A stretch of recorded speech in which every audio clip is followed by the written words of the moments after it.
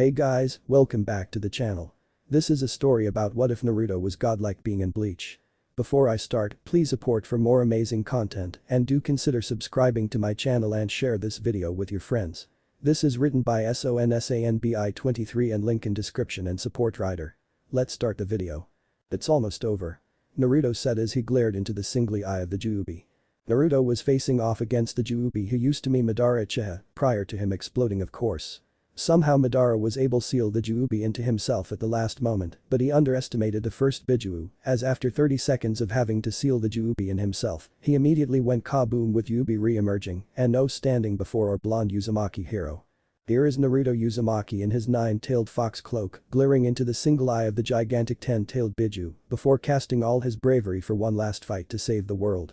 Thanks to Itachi, the army of the dead returned to rest, but not without a cost. Before the original Madara Uchiha died, Mei Terumi the god-aim Mizukage died along with Anko Midarashi, trying the very hardest to fight alongside their one true love Naruto, even with Anko having to lose almost all her strength from Kabuto, extracting the curse seal's power from her.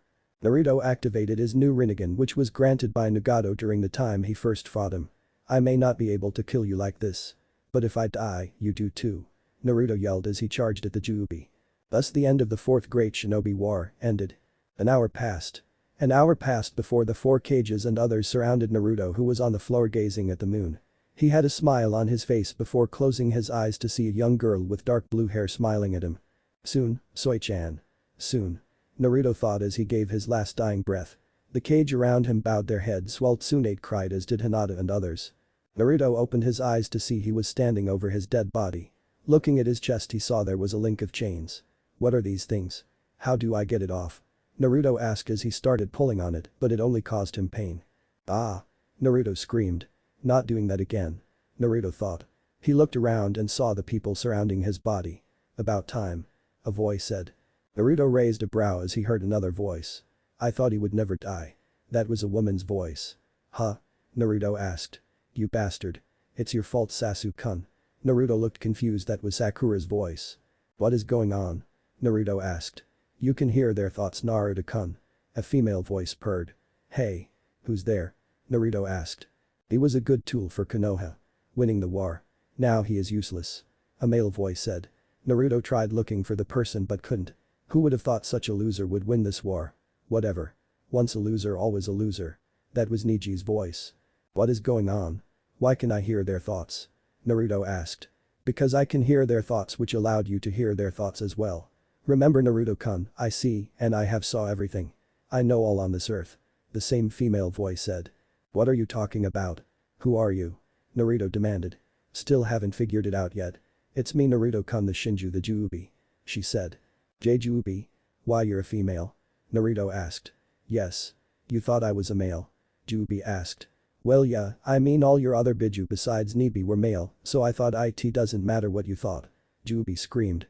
"Don't ever," and Naruto means ever, steal his catchphrases. "Got it, Dadabeo," Naruto said, still hearing their voices. "I'm sorry, Naruto-kun, it was just to fun giggle. Anyway, let's get back on track. How does it feel?" Juubi asked. "How does what feel?" Naruto asked. "How does it feel to have the very people you gave your all and your life for saying such mean things? Loser, failure, deadweight, useless," Juubi asked. "But it hurts. It makes my chest ache," Naruto said sadly. "I know it does, Naruto-kun. I'm sorry, but that's what or rather how they feel. All humans are like that. They are such weak-minded humans, only seeing black and white. It's been like this since the beginning of time," Juubi said. Wait. Kurama. Where's Kurama and the others?" Naruto asked. "Kurama is sleeping now. Just like all the other Biju," Juubi said. "Oh okay. Why are you talking to me, though? I sealed you away. Shouldn't you hate me or something?" Naruto asked nervously, knowing what he said could happen now, and in his mind, nothing was stopping the Juubi from eating him whole now, since he could exactly use chakra to defend himself being dead. "Ahahaha." Juubi laughed. Naruto didn't know why, but he liked hearing her laugh. "Hate you? Ooh, oh, I don't hate you, Naruto-kun, if anything," inwardly smiles, "I love you. I've seen your whole life except for one thing," Juubi said. "What is it?" Naruto asked in surprise. "The only thing I haven't seen was a part in your life. You were 6 years old, I believe. All I remember is someone with a strange aura coming. When they opened a gate they left, leaving it open, where you jumped in running away from the villagers," Juubi informed. "I met my first friend Soifon. I don't know how long it's been, but I bet she's grown up by now. Naruto smiled. Why won't the Hokage burn his body? Naruto heard. He gazed at them all with sad eyes. Am I not missed at all? Do I mean nothing? Naruto asked, not noticing the links on his chains being eaten away. Tell me, Naruto-kun, why did you try so hard? From the start, I mean, Jubi asked. I tried hard to get their attention. To be acknowledged. Naruto said. Naruto-kun. Do you want to be in pain? To always be hated? To be known as weak? Jubi asked. No. I want to prove to them I am strong. That I can handle anything. Naruto said. Then rip the chains off. I know it will hurt, but it will be the first step to power, real power this time. Arigato, thank you, Kaguya-sama, Jubi said, with the last part being something she thought on her own. Naruto was silent. Why are you helping me? Naruto asked. Because, smiles warmly, because I care for you, Naruto-kun. I love you and only you. You are my first love. Jubi said. Naruto was silent again, but was surprised at hearing the Jubi's confession inwardly. You will stay with me? Naruto asked. Always by your side. Jubi said. And you say you know everything about me, right? Naruto asked. Yup. Jubi said happily. Okay, then am I a virgin? Naruto asked. Nope. You lost your virginity to the god Mizukage, someone who you deeply cared about you in your world. Then you fucked your mother, Kushina, senseless when you met her inside your mindscape. I'm pretty sure her real self is still a hot blushing mess right now. Haha. Jubi replied. I guess you do know everything. Okay, Jubi-chan. Tell me everything about you. It seems only fair. Naruto smiled. Kurohime. She said. Huh? Naruto asked, confused. My real name is Kurohime. Jubi said. Well then, it's nice to meet you, Kuro-chan. I'm Naruto Uzumaki. Future destroyer of the elemental nations. Naruto grinned. Kurohime giggled at him and begun telling Naruto all about herself. I'm Skip, Soul Society. What's that? Sasuke-san asked calmly. I told you. I won't leave Rukia. Renji Aburai said. The two, along with Jin Ichimaru and Kaname Tosen, stood at the executioner hill. In Renji's arm bridal style was Rukia Kachiki. I refused to let her go. Renji said, glaring at Aizen. Very well then. Aizen said with a calm smile. Jin put a hand on his Zanpakuto but was stopped by Aizen. That won't be necessary, Jin. Aizen said as he walked forward. You're very stubborn, Renji, to stand down when I ordered you. I have no choice. But I'll take your feelings into consideration. And I will let you have your way. Aizen said, still walking towards them, and drew his sword. She can stay in your arms, the rest of you goes. Aizen said as he swung his sword. Blood spilled on the floor as Rukia looked at Renji worriedly. Renji. She called. My. Aizen said. Renji held Rukia in one arm while the other was bleeding and holding his sword. I can see your defense capabilities have grown, Renji Aburai. I am happy to see you have continued to progress. But I hope you won't struggle for too long. It's difficult for me to control my power. It's difficult to step on ants without crushing them. And as your former superior, I would prefer not to kill you if I don't have to. Aizen said, still in that calm voice, while Renji panted. Renji? Rukia said worryingly. It's okay, Rukia. Just shut up, you're right. You don't want to kill me? Then what about Momo? You killed her in cold blood. Renji glared. What happened to Momo couldn't be helped. I had trained her so she couldn't live without me. So you don't think killing her was an act of mercy? Aizen asked, shocking Renji. Still, what I said is true. I didn't want to kill her myself. That's why I went to all the trouble for Izuru and Toshiro. But that didn't work out. So I had no choice. I had to finish her myself. Aizen explained. Renji gritted his teeth. So Momo and Izuru were all just puppets in your twisted scheme. Renji shouted. And you too, Renji. Aizen said as he stared at Renji's glaring eyes. I see. I don't know who the monster in front of me really is, but you're not the Aizen I knew. And I don't know why you want her so badly. But I'll never hand Rukia over to you. Even if it costs me my life. Renji said, holding Rukia closer. Chen. The Aizen you knew was a mask. It was all part of the plan. Aizen said. Renji growled and jumped into the air. Roar. Zabumaru. Renji howled as his sword changed to a Shikai and shot at Aizen. Shikai, huh? Aizen smirked as he held his sword up and blocked the attack. You're probably at your limit. But that won't help you. Aizen said as he deflected it away. That's what you think. Renji said, swinging it back at Aizen. Foolish. Aizen said, stopping it with his palm. Out the three of you, I always thought you would be the most troublesome. And I was right. Aizen said, breaking the sword into pieces. Renji gasped before blood spewed from his back. Renji. Rukia called as he fell forward in front of Aizen. I'll give you one more chance. Put Rukia down and get out of here. Aizen glared. He'll do it, Aizen Taichu. I'll go with you if you want, just leave him alone. Rukia begged. Shut up, Rukia. I refuse. Renji whispered. Renji, no. Rukia said. I won't let him have you, Rukia. You thought I'd give her up? Are you that dumb? Renji asked. Then so be it. Aizen shrugged. Too bad. Aizen said, about to bring his blade down when it was blocked by two blades. A black blade and a silver one. And Namikaze Fukatechu. Ichigo. Renji said. Aizen glanced at the two males beside him. On his left was Ichigo Kurosaki, still in Bankai. On his right was Vice Captain of the 2nd Division, Minato Namikaze, better known as the Yondaime Hokage of Konoha. What's the matter, Renji? The way you're crouching down makes me think you're about to give up, Rukia. Ichigo smirked. Minato. I would expect the yellow flash to be faster. Aizen said, ignoring Ichigo. What is the meaning of this, Aizen? Minato glared. HN. Aizen grunted as Minato pushed away Aizen's blade, allowing Ichigo and Renji to leap back, as well as himself. Ichigo. Renji called. Yeah. The teen asked. I'm sorry you had to come. Renji said. What happened to you? Ichigo asked. Huh? Renji asked as Ichigo looked back at him comically. All you had to do was carry Rukia away and look at you. Either she gained a lot of weight or you're weak and all beat up. Ichigo said, making Renji's eye twitch. Yeah? Well, looks who's talking. Instead of coming here, you should have gone back to bed. Renji shot back. You got a lot of nerve talking like that to the guy who saved your ass. Ichigo retorted. I was gonna thank you, you idiot, but I'm not going to now. Renji said. Both stopped arguing as Rukia pulled her head back from Renji's chest and glared at him while trying to regain her breath. You idiot. Rukia said, giving him an uppercut. You think I'm trying to hold a new world record for holding my breath? She ranted. Hey. Focus. Minato barked, making them look at him, then at Aizen. Well, someone isn't in a good mood. Jin smirked. Shut it, Jin. I expected you to help Aizen, but you can him. Minato glanced. It's for justice.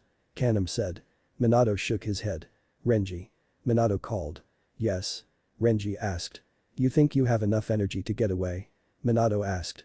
I have enough to stay and fight. Renji answered. No. You need to get Rukia out of here. Ryoka. Go with him. Minato ordered. Sorry, no can do. It's useless for us to run. Even if you are the yellow flash. Renji said. That's an order, Renji. Minato yelled. Zabumaru might be broken, but he still has a few surprises left. We just need to slow him down to get away. Renji said. Minato growled in annoyance. Who needs a plan B? If we all join forces in battle, I'm sure we can take this guy. Ichigo smirked. Oh my, such arrogance. Jin chuckled. Renji stepped to the side, making space between the two. I can only use this technique once. But if it connects, you got him wide open for a second or two. You and Namikaze have to strike him at that opening. Renji said. Right. Ichigo nodded. This is gonna hurt a bit, Zabumaru, but you have to hang in there. Renji thought. Go. Zabumaru. Renji said, slamming his blade on the ground. Ikazackle, Renji yelled as red energy buzzed around him. The broken pieces of Zabumaru floated above Aizen, making Jin take a step forward. Minato looked with a bit of awe as the pieces shot themselves at Aizen. Minato and Ichigo took this chance and charged at Aizen. Gra. Ichigo roared as he swung at Aizen the same time Minato did, but both were shocked when Aizen blocked them. With Ichigo, one finger. With Minato, his Zanpakuto. Aizen just smirked and tapped Zangetsu.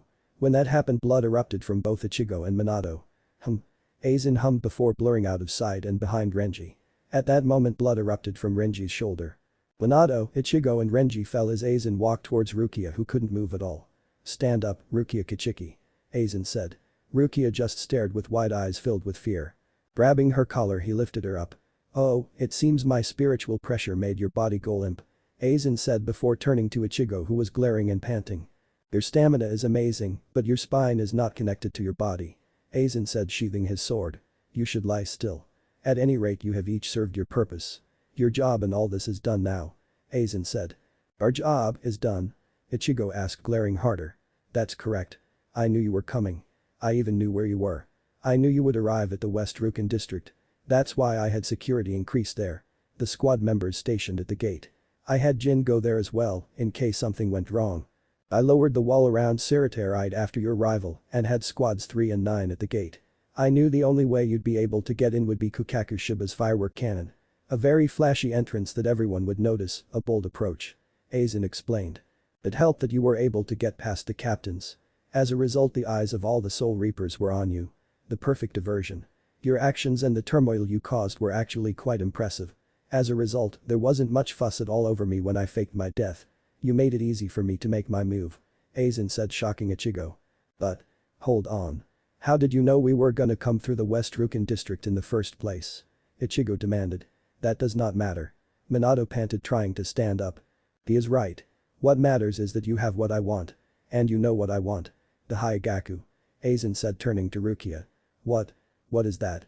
Ichigo demanded. I'm tired of talking. You're gonna die anyways. Aizen smirked before something or someone crashed down behind him. Aizen. The fox thing bellowed. Aizen spun around and blocked the sword by grabbing it. Aizen smiled at the fox-looking captain. How dare you? How dare you smile while you betrayed us? Every one of us. You will not be forgiven. Nor will you. Kanam. Kamamura growled. Aizen jumped back with Rukia when Kamamura slammed his fist at him, pounding the ground. Kanam. If you got an explanation, I need to hear it now. Kamamura said. Kanam Tosen said. Nothing. Nothing. Too bad, Kanam. Kamamura said, raising his spiritual pressure. Aizen smirked and was right in front of Kamamura. What? That's impossible. He should be with Kanam. The fox man thought only to see that Aizen fade away. Hado number 90. Kurohitsugi. Aizen said. Black poles appeared at Kamamura's corners and formed a black square, trapping him inside. The box pulsed before dispersing. Aizen turned around as blood spewed from Kamamura's body. The fox fell down, unconscious. No way. Minato said in awe. This battle between two captains. I can't believe I can be so helpless. Ichigo thought. So that's unspoken, Hado 90. Pretty badass. I take it you mastered that little tact when I wasn't looking. Jin said. No, it was a failure. What you saw was only a third of its destructive power. Number 90 is difficult to control. Aizen said, grabbing Rukia from Jin. Oh, I'm sorry I haven't killed you yet, have I? Aizen said, looking at Ichigo, then Minato. Ichigo. Who are you, called as he and the others ran to the site. No, go away. Ichigo yelled. They all stopped in confusion. Rukia. Orihime called. Oh no. You shouldn't be moving. Jin said, raising his pressure. They all fell one by one due to the pressure. Now Rukia Kichiki, let's get started, nah? Aizen smiled, taking out some sort of object and clicked it. Once he did, mist started seeping out and whirled around his hand. Aizen, stop. Minato yelled. Aizen ignored him as 6 green spikes shot from the ground. Aizen's hand turned green and scaly before he plunged his hand into Rukia's chest. Rukia. Ichigo screamed. Aizen found what he was looking for and took it out, letting Rukia fall. How fascinating. I didn't expect it to be so small. Aizen said as he observed the small incust orb. The hole in Rukia's chest closed. And no permanent harm to the soul. What an astounding technique. Aizen muttered. It's too bad, I don't have any use for you. Kill her, Jin. Aizen ordered. Well, if I must. Shoot to kill, Shinzo. Jin said as the blade grew and shot at Rukia, only to stab Byakuya. Nai-sama. Rukia whispered as she was in his arms. The blade retracted from his chest, allowing blood to spill out. Byakuya. Rukia called as he fell, only to be held up by Rukia. Aizen began to walk up to them when he looked up to see the giant Jidanbo. Let's go, Jidanbo. Kukaku grinned. Alright. Jidanbo grinned. Hado, 63. Kukaku yelled as lighting burst from her hand, shooting at Aizen. Aizen got away but was met by Soifan and Yoruichi. Yoruichi held his blade sheathed and Soifan had her blade against his neck. Don't do it. You move as so much as a muscle, Yoruichi said. Then we're gonna cut off your head. Soifan finished. Yes, I can see that. Aizen said. Well, that was flashy. What should I do? Jin asked, raising his hand, but his wrist was grabbed by Aizen. You shouldn't even move. She said. Sorry, Aizen Taicho, I got caught. Jin smirked more, if that was possible. This is the end. Yoruichi said. Did you say something? Aizen asked. Can't you see? There is nowhere to go. Nowhere to escape to. Yoruichi said as the other captains and vice captains appeared, all except Toshiro, Matsumoto and Unohana. Minato. A voice called. Said man turned to see his wife Kushina and his student Kakashi running towards him. Sorry it took us so long. Mei smiled. We kinda got caught up. Tsunade said with Sakura by her side. So this the traitor, huh? Sasuke smirked, standing with Orochimaru, who had a smirk also. Aizen looked around and smirked. Well. Quite a predicament you're in, Sasuke-chan. A voice said, making Aizen freeze. His smirk was now gone. Everyone looked around to see where that voice came from. Then they found the owner. Yoruichi and Soifan jumped back as the person was back to back with Aizen. This seems like a fun game. Can I play? The person asked. What are you doing here? Why are you not at base? Uzumaki. Aizen asked. Everyone from the elemental nations froze at hearing the surname. They narrowed their eyes and they widened at who they saw. What? I simply can't take a breath of fresh air now. Even if I'm not alive, a man is to breath, you know, Uzumaki asked. Aizen stepped back and turned to the 16-year-old boy. In front of him was a tall 16-year-old boy who was a little taller than Sasuke. He had spiky shoulder-length blonde hair. He wore a high-collared jacket with black trips. The jacket was zipped down a bit, showing his fishnet shirt underneath. The sleeves were rolled up to his elbows. He wore a white Sashinuki hakama that were gathered at the ankles, giving them a ballooning effect. He had a black sash with extra length. Tucked at his side was a sheathed katana that has a white handle and a two-cross triangle, SHAP, the Judaism symbol, for a guard. On his feet he wore flat-pointed ankle-high boots. On his right ring finger was a silver wedding band with the kanji 6. On his left middle finger was a crimson ring with the kanji 0. On his left pinky was a black ring with the kanji star in crimson. This was Naruto Uzumaki. A ranker and a spot number 0. Uzumaki. Aizen growled and glared. Naruto ignored him and ran a hand through his hair, revealing a bone-like headband on his forehead. Funny thing is, it is bone. Naruto then turned his attention back at Aizen and glared his spiritual pressure off the charts, making all of Soul Society fall to its knees. Aizen was no exception. We had a deal, Aizen.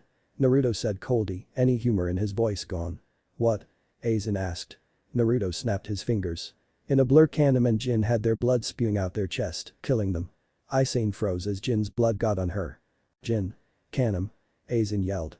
The blurs appeared by Naruto's side, revealing to be 3 women and a short boy. One had long mint green hair with hazel eyes. She had a crimson line that runs across her face. She had light tanned skin and a gorgeous curvy figure. She had a curved horn skull on her head. Her chest was the most noticeable thing about her. Her bust was at least a DT cup. She wore an outfit similar to Naruto's but didn't have a high collar, only a short one. Her outfit was tight around her but seemed she was able to move freely, having long sleeves. She wore white anbu-like pants with a black sash tied around her waist and her unsheathed sword tucked by her side. She, like Naruto, sported a silver wedding band on her right ring finger and a green ring on her left ring finger with the kanji 3. The second woman had dark skin, beautiful jade green eyes which seemed more vibrant than Sakura's. Blonde eyelashes and messy blonde hair that came down in 3 braided locks. She wore a variation of the Aranker jacket. It had a high collar that covered the lower part of her face downward, while bearing a good portion of the lower half of her DT cup breasts. The jacket had a zipper running along its entire length that is open from the bottom upwards. The jacket sleeves completely enveloped her arms, only leaving her hands, which had 2 rings. One on each ring finger. On her right a silver wedding band and on the left a light blue ring with the kanji 3 and S. Her sword is strapped horizontally across her back. It is notably broad and short while being completely hollow in the middle and has a Western-style guard. She wore a black sash with white hakama pants. The third woman had blue eyes and long beautiful black hair that was on her back reaching down to her kneecaps, tied in a chain like bride. She wore a small black neck collar on her neck and also had a pair of cream white fingerless gloves. The white dress she wore only covered her DT cup breasts and showed the hole in her chest. The dress also revealed the white and black trimline G-string she was wearing, along with her magnificent hips and her big but round ass that made those that saw it launch into the sky because of the massive nosebleed they had in my profile picture, but without the black cloth and the horn on her head. For shoes she wore nothing, showing her clean feet as the dress was ankle length. The boy that was standing next to the dark-skinned women stood at the minimum height of 4'4" and had white spiky hair and turquoise eyes. He had a kanji for seal tattooed on the right side of his neck and another kanji which was a name on the left side of his neck. The boy wore white hakama pants that was held by a light blue sash at his waist and a fishnet shirt that showed his six-pack. He wore a sleeveless black haori with the kanji for Sub-Zero on his back along with a katana on his back that was held in place by a green sash and a round star-like clip. He wore a pair of black fingerless gloves and a pair of boots similar to Naruto's. Everyone looked at the third woman and boy with wide eyes that spelled out shock and disbelief, along with Aizen, who looked confused but still angered at the other 2 women appearing. Jishiro and Kairaku looked at Anohana as they muttered. Whoa. Aizen looked at the third woman, who gave her a motherly smile, making the Fukatecho shiver and slightly gasp. Anohana Taicho. Sorry for coming unexpectedly, Tusama. Me and Retsu-san just couldn't resist making our last appearance on this dump of an afterlife, said the white-haired boy with an ice-cold voice as he glared at the Satacho, who glared back at the boy with closed eyes. The old man opened his eyes as he looks at the blue-eyed women, who looked back with a blank look. The old man said Retsu Anohana to Shiro Hitsugaya. What is the meaning of this? Nell, Harable. Aizen glared. They don't serve you anymore, Aizen. And the reason I'm doing this because you broke our deal. Naruto said in that same cold tone. What? He asked. I specifically told you to keep Narita on a leash and we will have no problems. Give me what I want and I'll work with you. But no, Narita attacked Nel-chan, breaking your part of the deal. I told you specifically, if any of your lapdogs go after my mates or my son or servants, I will kill them and you. So the mantis is dead. Naruto shrugged before snatching Aizen by his neck holding up. Before I kill you, I will be taking what's mine. Naruto said as he thrust his other hand in the center of Aizen's chest, shocking everyone. Naruto stuck his tongue out while he searched. Ah. There it is. Naruto grinned as he grasped it and pulled his hand away with something in it. Flicking the blood off, he handed it to Toshiro. Hold that for me, Sachi. Naruto smiled. Of course, Tsu-sama. Hitsugaya nodded with a hidden smile. Naruto grinned, then glared at Aizen. Oh, what is this? Naruto asked as he took out the Hijyoku. This thing is far smaller than mine's. What a waste, Sasu-chan, said Naruto. Naruto pocketed it and dropped him. No matter. Nel-chan, would you like to do the honors? Naruto asked. Of course, Naruto-kun. Nel smiled while unsheathing her sword and beheading Aizen. Naruto smirked as the blood shot out of his neck. So weak. Naruto muttered. Narukoi, I think we have company. Retsu warned Naruto as he glanced around. Ei-chen. Naruto grunted. And Naruto-kun? Mei asked teary-eyed. Naruto glanced at her and grinned. Oh hey Mei-chan. Naruto said as she jumped and hugged him. I missed you so much. Mei cried. Well, it wasn't as easy finding you either, Mei-heim. Naruto chuckled as Mei stepped back. An orange blur came flying at Naruto shouting Naruto-koi. And tackled the man, but he didn't fall. When the blur was finally seen, everyone jaw-dropped at what they seen, with Isane muttering. How can this be? Ranjiku Dono Anahana Tacho Hitsugaya Taicho. What's going on? The blur revealed to be Ranjiku Matsumoto, who was dressed in the same attire as Tia, but without the high collar, and her zanpudo was held by the black sash around her waist at her back, and she had a ring on her right hand's middle finger. She jumped off Naruto not before giving him a kiss, which she got a glare from Nel, Retsu and Tia, and an eyebrow twitch from Toshiro. She walked over to Toshiro and gave the poor short boy a massive motherly hug, with his head being between her massive breasts. Oh my Sachi-kun. Mommy has missed you so much. Toshiro used as much strength as he can to pull out of the breathtaking hug and shouted to Ranjiku, for crying out, it's only been 2 hours, Ka-san. Naruto glanced at the two with a look that said settle down or I'm taking away your watermelons and sake, which the two responded by standing behind Naruto with serious gazes towards the Shinigami of Soul Society. Who are you? Yamamoto demanded. Naruto raised a brow. Me?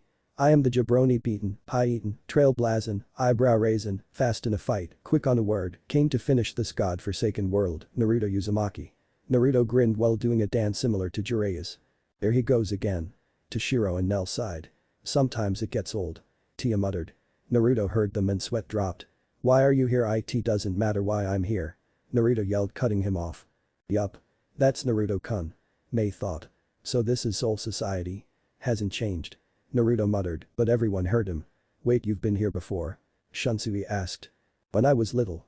Naruto answered. Naruto turned around. Alright. It's time to leave. Naruto said, but before he could take another step he was surrounded. You think you can just come here and leave?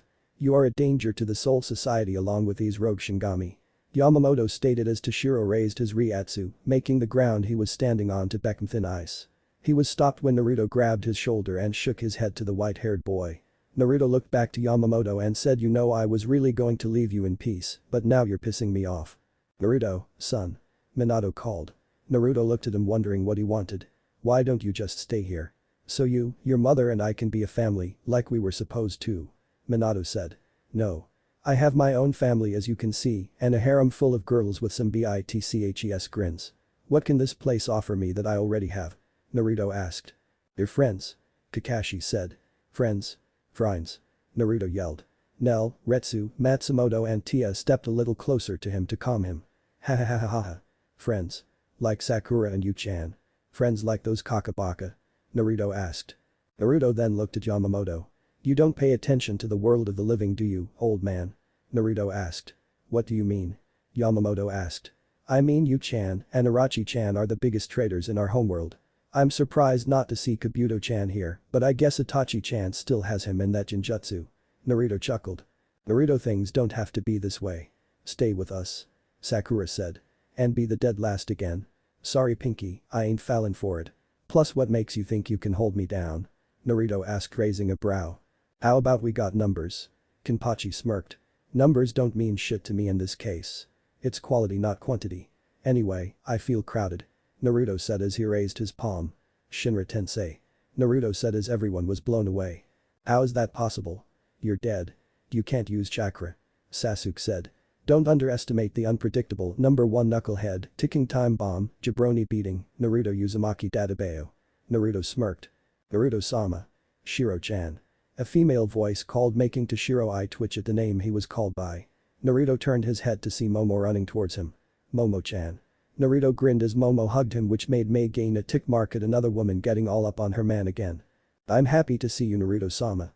Momo grinned. Momo. You're alive. Minato asked. Momo, what are you doing? He's an enemy. Aizen said. Naruto-sama isn't an enemy. Aizen Baka team was the enemy. Momo stated. Aren't you all wondering how I got here? Momo-chan, of course. Naruto grinned, kissing her forehead, making her blush and sputter out words for a second, but sighed BLISSFULLY and giggle, and Matsumoto smirked, which got her a pout from Momo. You see, before Aizen Baka could kill Momo-chan, I switched her with a henge blood clone, so everyone thought, including Aizen, that she was dead when secretly she was trying to figure out a way for me to return, since her seal was used up. Naruto said. Momo Hinamori, Toshiro Hitsugaya, Ranjiku Matsumoto, Retsu Anohana. You are a traitors to the shut your trap and know your place. Why? Because Momo said so. Momo yelled, cutting off Yamamoto. Naruto gaped at her like a fish as Hitsugaya kept holding back his laughter. Never ever, and Naruto means ever. Steal his catchphrases. Naruto said. Hi, Naruto-sama. Momo muttered while all the women that stood with him giggled. Now where is Anko-chan? Naruto asked. Oh, she said she had to take care of a few things. Momo said. Naruto nodded before someone stepped up. Naruto glanced at her and she had his full attention.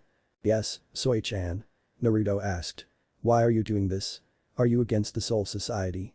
Soifin asked, her hair covering her eyes. Naruto was surprisingly serious now.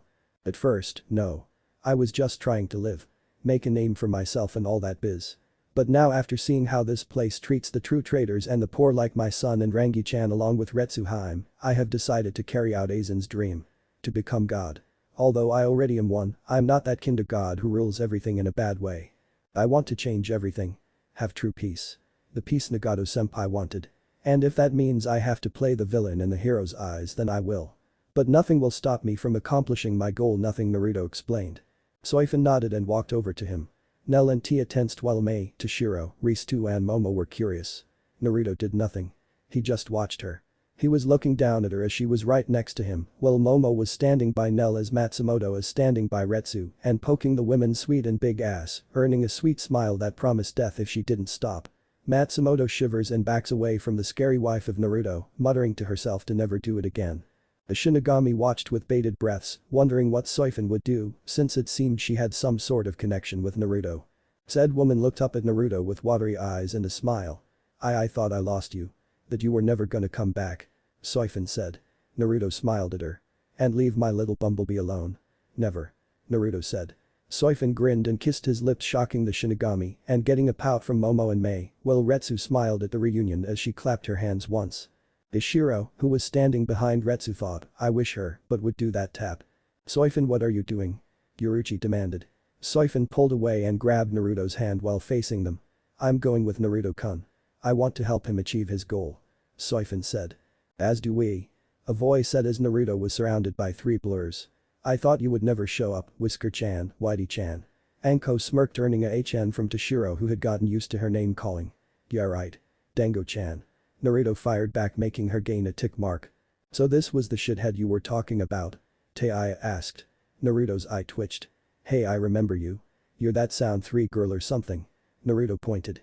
Taiya blinked before she pointed back also. And you're that blonde shithead who wore that orange kill me jumpsuit. Taiya growled. Fuck you, horn girl. Naruto yelled. Fuck you, shithead. Taiya yelled back. You. They both yelled before making out, making everyone sweat drop save for Toshiro, who shook his head, muttering, I'm probably gonna get a sister soon again. Whisker-chan sure works fast. Anko muttered while the other girls nodded in agreement. Naruto pulled away as Taiya had a dazed look. So I take it you're coming along then? He asked. She nodded dumbly while saying. If it means I don't have to be with goody-goody dead two shoes, yeah. Naruto grinned and kissed her forehead. Welcome aboard. Naruto grinned, but someone cleared their throat, making Naruto look to the last person of the three, and his eyes widened. Miko-chan. Naruto stuttered. Naruto-kun. Mikoto smiled. Mother? Sasuke asked. Mikoto ignored Sasuke and gently kissed Naruto's lips. It's been too long. Naruto-kun. You sure have grown. Mikoto smiled. Before Naruto could reply, Kenpachi erupted. Enough of this. He said, drawing his sword and charging at the group. Naruto smiled at Mikoto as Retsu stepped forward, then glared at Kenpachi. What a pest. And here I thought you would be a promising challenge someday, but Retsu said, holding out his hand, and Kenpachi stopped in midair just 1 inch from her palm, shocking all the Shinigami, even getting wide eyes from the Sateicho himself. She closed her hand into a fist, then slightly knocked Kenpachi on the forehead. He was propelled back along with the ground by an unknown force as he screamed in pain. Ken-chan. Yuichiro yelled. Stop him and the traitors at once. Yamamoto yelled. Ooh, you don't want it to do that. Naruto said before they could even move. You see, I can kill all of you in one sweep, but I've decided not to. But that doesn't mean I won't. You're pushing your luck, old man. I'm sure the people out there still want to exist because after this, you will die. Permanently. Naruto glared. Naruto, don't do this. Tsunade begged. You want to know what turned me into a hollow? It wasn't because of my first wife. No, it was because of loneliness, hate, and some other crap. But I have a question. How the hell is Orochimaru here if Itachi sealed him? Naruto asked. Only we have the ability to seal souls. Shunsui answered. Naruto nodded. That must be why Nagato-senpai is alive, Naruto thought. Okay, anyway, back on point. It was my so-called friends that pushed me into a hollow. Naruto said. What? We didn't do anything. Sakura said. Haha, my dear Sakura-chan. You know the saying, if you have nothing to say, keep it to yourself. Or keep your thoughts to yourself. Naruto asked as they all nodded. Well, you should have thought happy thoughts. Not, it's all your fault. It's your fault Sasuke-kun is dead. While staring at your friend's dead body. The dead hear things. Naruto said. But not all of us thought this. Tsunade said. You are right. Not all of you thought such things. Such as you, Tsunade-chan. Uncle Billy, Guy. And a couple more. Even the cages. By the way, Gaara and Konan are with me. Anyway, but the rest of Konoha. The people I helped bring back to life. The people I put my life on the line for. Over and over again. The person who defeated both Pain and Madara before he ate some hot chili up in this bitch and exploded from massive diarrhea, not to mention the second Orochimaru, Yu-chan. Those people, with the so-called will of fire, don't think so highly of me. Naruto explained. It hurts to give your life for the people you protected with everything you had, just spit on your grave. It seems daddy didn't have that problem. As they ruled the father but damned the son. The same son who ended the fourth great shinobi war. Naruto chuckled. Everyone from the elemental nations was silent. Anyway, it's been fun. I guess. It's time for us to go home. But don't think you have heard the last of the jabroni beating, Naruto Uzumaki. Naruto grinned as they all started to flow thanks to a light beam shining on them. Wait, Naruto-kun. Kushina called, running towards him. Kushina, no. Minato said as he tried running after her but was still hurt from his wound that Aizen gave him. Yes? Naruto asked. Take me with you. Kushina said. Naruto pondered it before shrugging. Okay. Naruto grinned as a second beam hit Kushina, making her float. Kushina, why are you doing this? Minato asked. I wasn't there for him. At all. And that was because of Obito.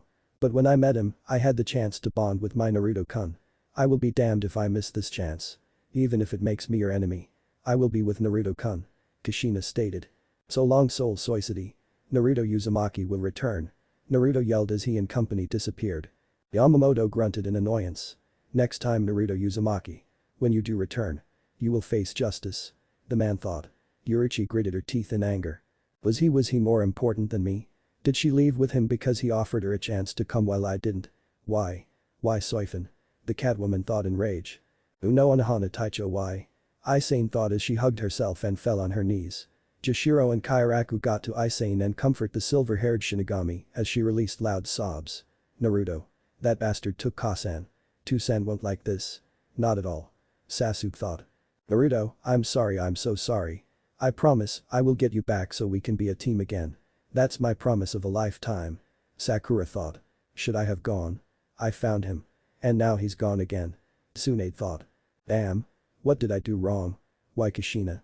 Why did you leave with our corrupted son? Naruto doesn't want peace. He wants revenge. Minato thought with anger as the medics took him and the other injured away. So that doctor of a woman is strong, huh? I will enjoy facing you someday. Unohana. Kenpachi thought with a sick grin. That look. Why did he look at me before leaving? What could he want with me? Orihime thought in confusion. And why does he look like Namiyuzu-kun? I mean they both have the same name. Could they be the same? She thought. It seemed Chad knew what she was thinking as he thought the same.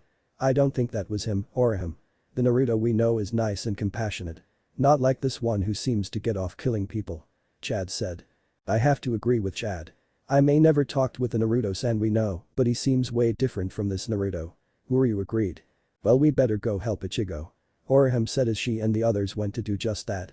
Los Noches forgot the spelling. Man that took longer than I expected. Naruto muttered as he, Toshiro and the girls walked through the halls of Aizen's castle, which is now Naruto's. He glanced at Toshiro as the white-haired boy nodded and held Unohana and Mitsumoto by their hands. The three broke into ice particles, shocking Mikoto and Kushina who sensed chakra from the technique. What's the next step Naruto-kun? Tia asked. We round up the weaklings. And send them off to recruit new hollows. I plan on create my own army. Naruto said. Which weaklings Naruto-kun? Nella asked. The Espada from 21 and up. Starting with Espada 20 and lower we are gonna redo the strength system. Aizen was too lenient with that as he gave that mantis freak Narita number 5. Hell even that cat Grimjo was stronger than him. Naruto said as he entered the throne room and sat in his seat. Naruto closed his eyes while resting his chin in his palm. What rank will we have Naruto-kun? Nella asked. Naruto opened his eyes. You two will not have a rank. He said shocking them. What? But Naruto-kun look of surprise with sadness, Tia asked. Calm down Tia-chan. You two will not have a rank because you will be a part of my new strength system that Unohana-hime, Rangi-hime and Sachi are a part of. The Maelstroms. Naruto said getting confused looks from all of them. We will discuss this later. I want you two to go round up the other high-ranking Espada and bring them to the meeting room. After I will have a meeting with all Espada. Dismissed. Naruto ordered. Nell and Tia nodded kissing his cheek and left. Now for you guys. Naruto said looking at the girls in front of him. To start off I am very happy that you all decided to join me for my goal. I care not if you want to fight for the army or stay by my side. But let's get one thing straight. Naruto said as he turned serious. I treat all of my girls equally. There is none who gets more than the other. Fights would start among you all and I don't want that. What I want is for all of you to be great friends, sisters to be exact. And yes that means you too Tae-chan. Naruto said as Tae huffed with a pout. Naru-kun, what if we want to fight for you? Kushina asked. Then I will have to test your strength and start your training. And now that I have this high Gaku, I'll make mines even stronger by feeding it this puny thing of a barrier breaker. Mines was strong enough to give my son physical energy, but not enough to do something like a cage Bushin. Said Naruto as he pocketed it back into his right pocket. It seems that boy, Ichigo Kurosaki is part wizard due to Urahara.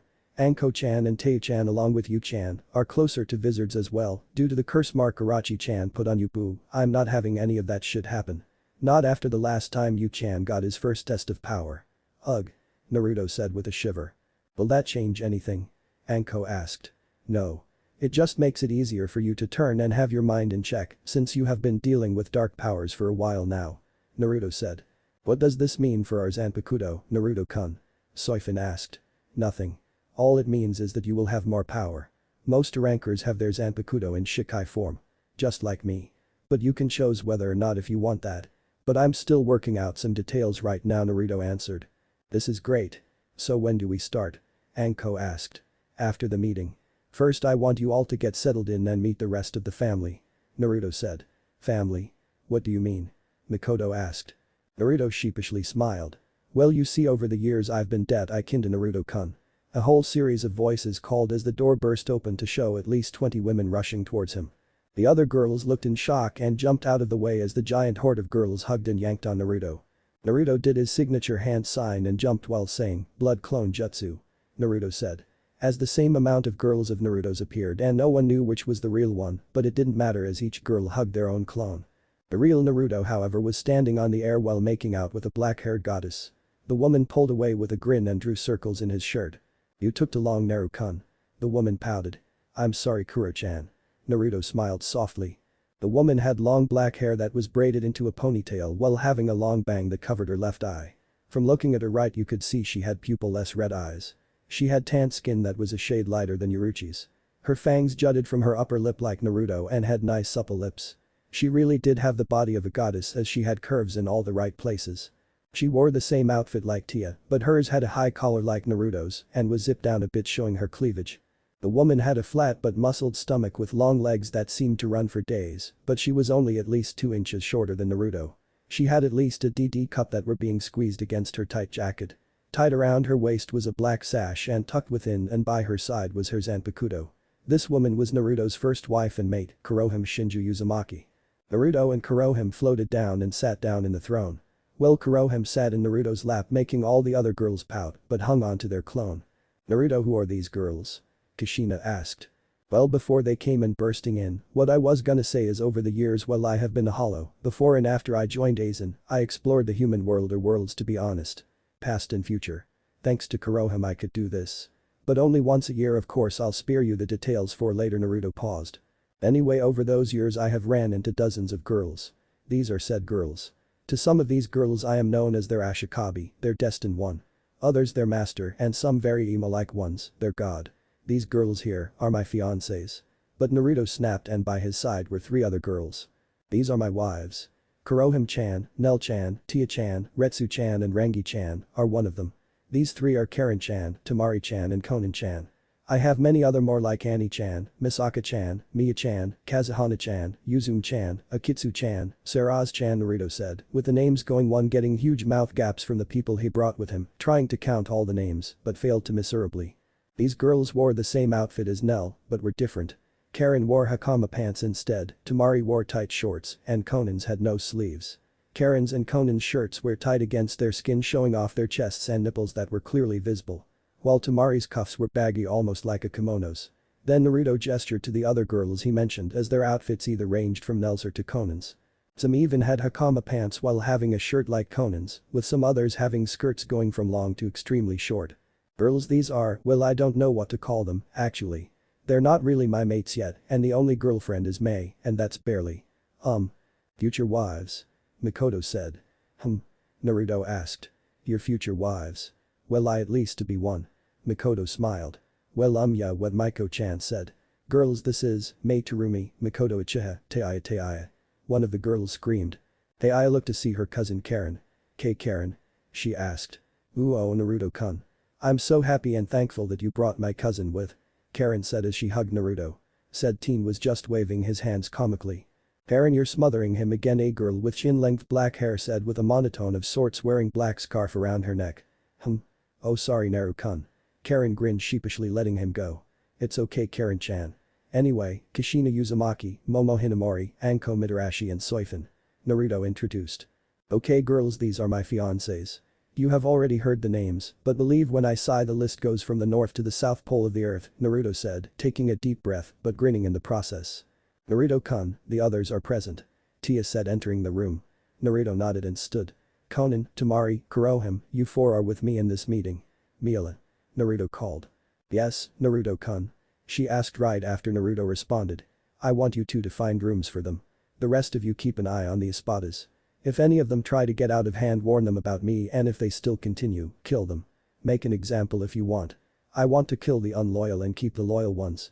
Now that Aizen is dead, things are gonna change around here." "Karen." Naruto called. "Yes, Naruto-kun?" she asked. "I want you to have its power be fed to the Iron no Hejoku of mines. Use it onto Shiro again to see if he can try and make a perfect Kage Bushin. Understood?"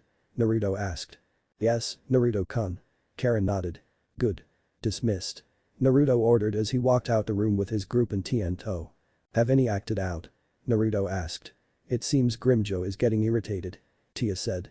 "HN. Expected from the king," Naruto muttered as they entered the meeting room. It was like any other conference room except there was a long and wide table. Nell was standing at the head of the table where Aizen sat. The other rankers were surprised to see Naruto sit in that very same seat. "What is going on? Why are you sitting in Aizen's seat?" Grimjo demanded. "Calm down, little cat. I'm about to tell you the very reason why I'm sitting here. And you can't get your answers if you're dead, can you?" Naruto asked. The man growled before sitting down. "Now this is the most urgent news. As you all know, Aizen went to the Soul Society to find the Hejoku. Well, he found it. And now I have it. Why do I have it? Because he's dead. I killed him." Naruto said, making all eyes wide, even the girls who haven't heard the news. "What is the reason you killed Aizen-sama, Naruto?" Ulquiorra asked. "Ah yes. Good question, Ulquiorra-san. Aizen broke his part of the deal. You have all heard rumors about Naruto being killed. Naruto said. All nodded. Naruto glared while holding his hands interlaced and over his mouth. I killed him. The reason I joined Aizen in the first place was so I wouldn't be bored. My lifestyle can't just live on sex alone, so I decided to see what was happening around the area since rumors were spreading around the time about something new happening. When I arrived, Tia and Nell were with me along with Kurohim, Conan and the others. Aizen let them join, but I was still skeptical wanting to know what the big deal was. When Aizen gave Nell her test against Naruto for her number, she beat him. Badly. Naruto paused. Ever since before his death, Naruto held resentment towards females who were stronger than him. Mostly Nell. I told Aizen I would join him if he gave me something to do. And he kept Naruto on a leash and made sure he didn't go overboard against my women and children. This deal was broken. Naruto said, glaring harder. But Aizen was away and I was busy. Naruto hesitated as Kurohim blushed lightly. Naruto and two of his punks killed Nell's Frachian, then Naruto tried killing her. He nearly did if it wasn't for Tia telling me. So I killed Naruto. Then I had my spy in Soul Society open a garganta a little away from Aizen and observed his movements. After I had enough waiting I made my move. Naruto said. Tia and Nell accompanied me as my son and two wives, Ristu and Ranjiku followed behind, killing Kanam Tosen and Jinichimaru, Aizen's two lapdogs. I killed Aizen myself. Naruto said. Nell was silent as she knew Naruto needed to say this. She didn't mind at all. She would do anything for her love. And he would do anything for her. Making her love him more. Everyone was shocked at Naruto's statement. So part of the reason I called this meeting was to see where your loyalties lie. If you're against me, then I will kill you immediately without batting an eye. If you're with me I will tell you my new plan. But you may not like it. Naruto said. Even if I don't like you, what are you offering me? Grimjo asked. Naruto glanced at him. Power. I can only give you some. The rest is up to you. Naruto said. I'm guessing Haribel and Nelliel have already heard this plan. Ulquiorra guessed. Not really. They have only heard a piece. And it was just a name. Naruto said. Where are your loyalties? Stark asked Nell and Tia. Our loyalties never were with Aizen. We joined him because Naruto-sama suggested it. Our loyalties are and always will lie with Naruto-sama. Tia said with Nell nodding in agreement. I see. Well I really don't care. Reason being is your son Toshiro saved Lilinet from being killed by Neutra this one time and I'm actually cool with you, Naruto Stark shrugged. The others nodded while Grimjo was hesitant. Good. Now let's begin the next step of my plan. Naruto looked at all the rancor with a calculative look while he was thinking. Okay, let's see. The list of Aransar that need to be killed are Yami, Baragan, Sailaporo and Aroniero. Grimjo looks like he'll bail, so I might as well let him go since he really isn't that much of a threat. But I'll keep an eye on him. Hey. Are you gonna tell us this plan of yours or what, Naruto? Said Yami. Calm down my fellow Aransar. I was just thinking about something, but I'm done now. Anyways, the plan goes as follows. I have looked through Aizen's plans on defeating the Gate 13 and to be honest, it was just shit. The reason is that his force, which is the Espada, was based on the same thing Gate 13 were based on which is quantity. But as we speak, that old fool who now runs the decisions of Soul Society is planning on killing most of us to decrease the number of rancor there will be at the war. So to tackle this issue, I have come up with a better plan in mind. Which is quality as in strength said Naruto. All the rancor at the table nodded but Grimjo didn't do anything as he kept listening. By strength, I mean giving you all something that no rancor can achieve since the first hollow herself said Naruto. Nilil asked, and what may that be? Naruto smirked as he replied, a level beyond rancor. All the rancor especially Baragan looked at Naruto as if he was out of his mind at the mentioning of being something even more superior than in a rancor as there was nothing else in the ranks higher than that in Hukomondo. Sailaporo eye widened as he looked at the table and clenched his hands into fists. Naruto sees this and raises an eyebrow. Did he know it can't be? That idiotic fool of a hollow wouldn't have told him about the serum, would he know? Even at his death, he will remain as stubborn as a rancor skin was what Sailaporo thought. He calmed down and put on his trademark smile and looked at Naruto. Oh really, Naruto? A level beyond a rancor? HN. You are out of your as you would put it pie-eating fucking mind chuckles. You must have had your head shoved into Aizen's ass before you killed him, Naruto. There is no such thing as a being who can surpass an rancor unless you somehow happen to be the first hollow herself who is by the way dead said Sailaporo. Tia glared at him for insulting her Naruto-sama and was about to send Ito over to him but stopped when Naruto glanced at her with a look that says don't which caused the dark-skinned shark hollow to sit back in her seat. Naruto looked back at Sailaporo with a devilish smirk on his face and said well. This is funny, coming from a person who quite believes he has achieved what I'm talking about, huh, the pink-haired man eye widened, but then glared daggers into Naruto's eyes. I don't know what you're talking about, Naruto said Sailaporo. Naruto relaxed into his chair and folded his arms as he kept his smirk on. Tell me, Pinky-chan. What do you think Noitra would say to me before he died? Let me answer that for you. He would say you're lucky I haven't taken that serum Sailaporo made. It would have given me the ability to become something beyond a fucking Aranker. I would be stronger than that lazy-ass Stark and that old goat Baragan combined. And he kept boasting and boasting about it until I cut that annoying mantis's head off. Sailaporo looked at Naruto with wide eyes again as everyone looked at him with murderous eyes. Baragan stood up from his chair and shouted, you. I always wondered how you became an Espada. You are weaker than nearly everyone here. Grimjo looked Baragan and said, you think I wasn't also guessing? I heard rumors of this faggot doing something about him conspiring on killing Aizen and taking his Zanpakuto. This bastard has a lot of stuff under the rug we don't know about. Sailaporo slowly stood and quickly raised his right open hand to Naruto with a red ball emitting from it. Sir. Before Sailaporo could finish, Kurohime took out her Zanpakuto from its sheath and pointed it to the ceiling and said Kawawatashi Onaku. Jigoku Sama Crimea River. Lady Hell. Invisible vectors came from the back of Kurohime and sped to Sailaporo. Spat. The invisible vectors tore his head, arms and left leg off from his body and held them in the air. Everyone except Naruto, Tia, Kurohime and Nell looked at the scene with shocked expressions. Naruto looked at Kurohime and said, really Kuro-chan? You know that small little Zero can't do a thing to me. And did you have to go that far? The body parts of Sailaporo dropped down along with his body. Kurohime held the Zanpakuto to her side and pouted.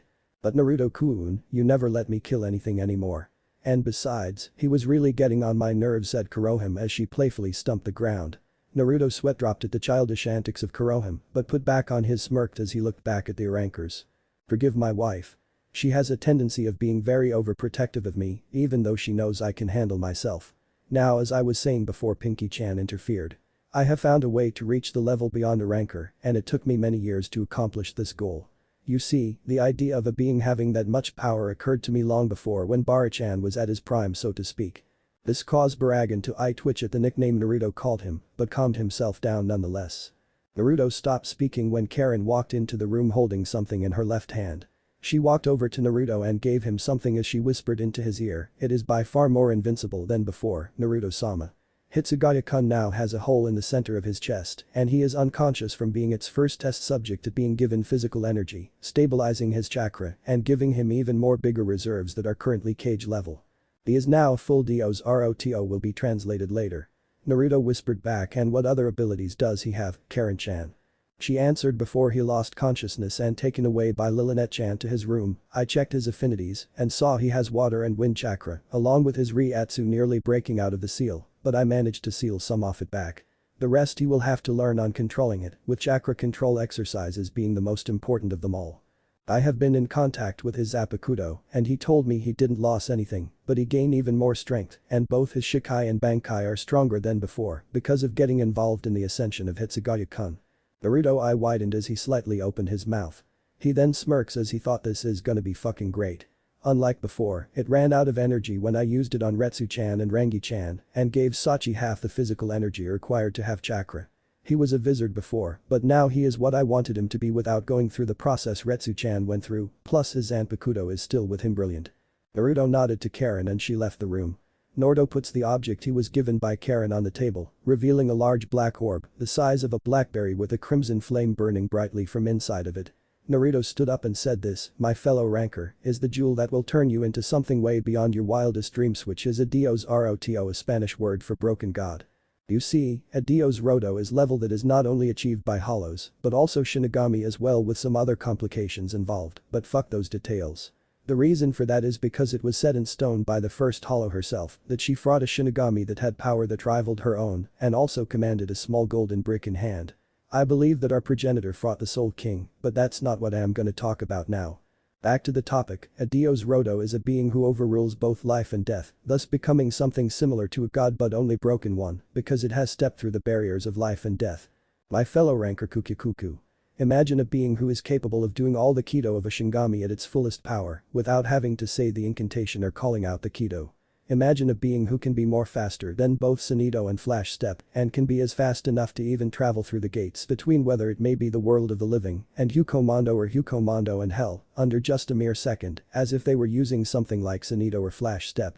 Imagine a being who can create something far more destructive than the first Hollow Zero, which is rumored to have once created a crater that is as humongous as the moon. Imagine a being who can achieve something beyond a ranker's final release date or achieve a level beyond Bankai. Imagine a being who has total control over the energy that can balance all things around them and be able to create anything from nothing. Imagine a being who is more fucking unstoppable than a black hole ripping through the fabric of time and space.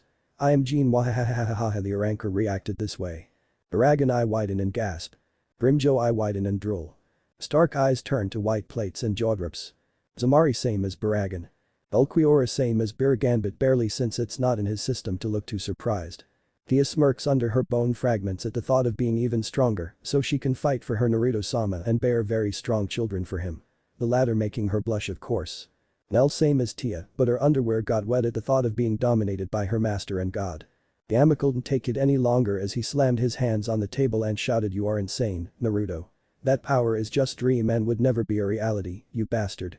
Even if it did happen, that person would not be able to even control that kind of power in the first place and would lose their fucking minds. Your mother must have dropped on your head, you lunatic. You need to be killed for your own good. You are a monster."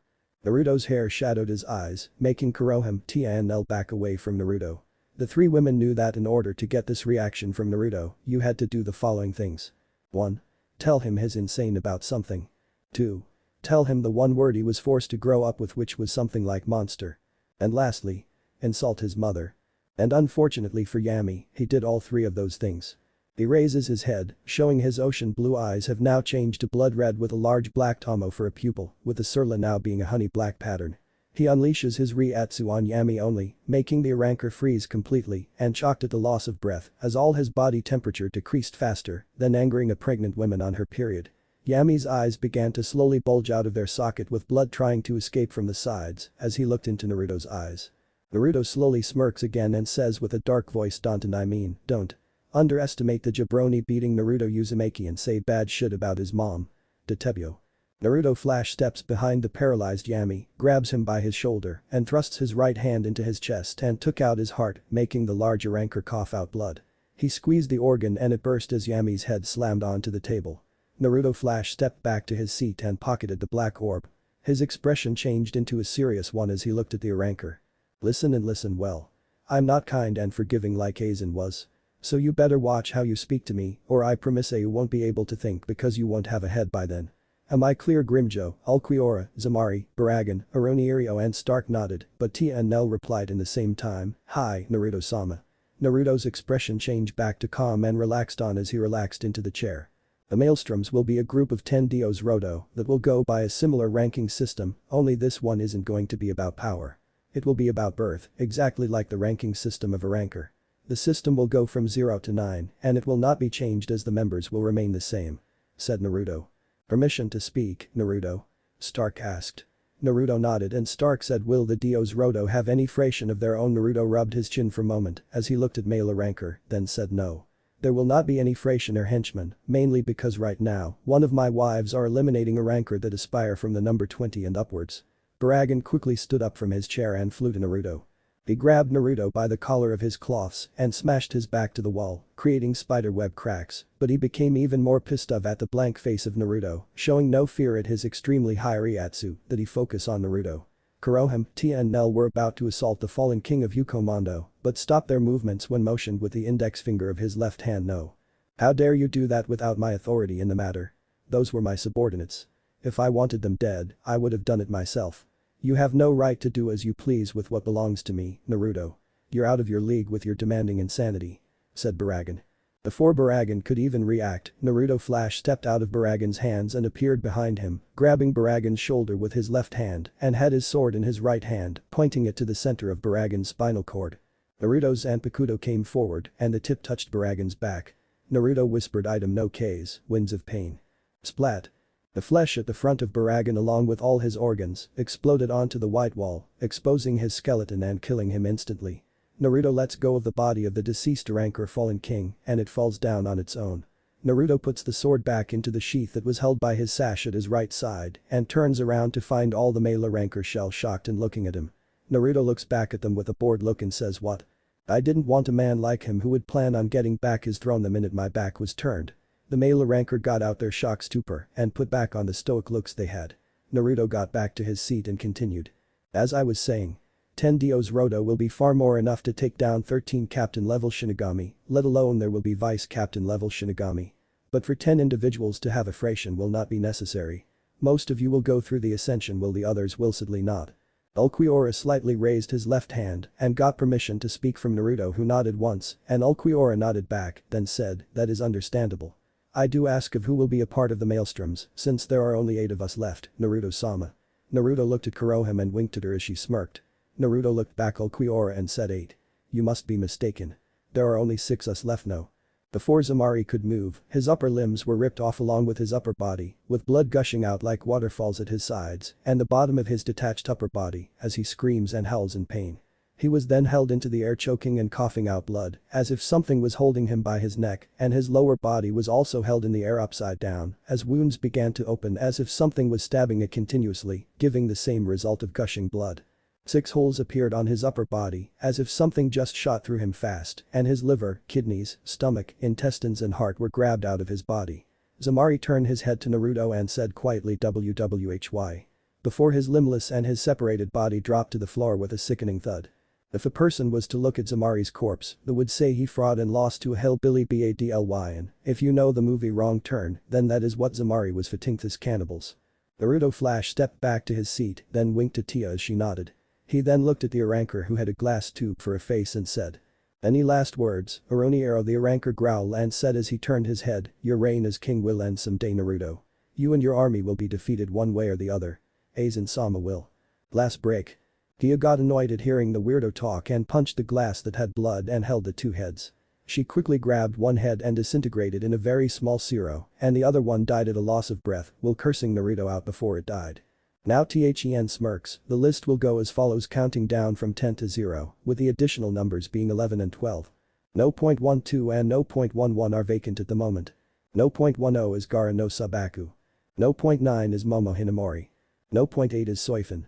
No .7 is Neleal 2 Oldishwink Uzumaki. No .6 is Tia Harable Uzumaki. No .5 is Kushina Uzumaki. No .4 is Senna Anahana Uzumaki. No .3 is Toshiro Hitsugaya Matsumoto Uzumaki. No .2 is Ranjiku Machimoto Uzumaki. No .1 is Retsu Anahana Uzumaki. And no .0 is me of course. Now then gentlemen. I am going to give you each 3 choices you can solely choose from.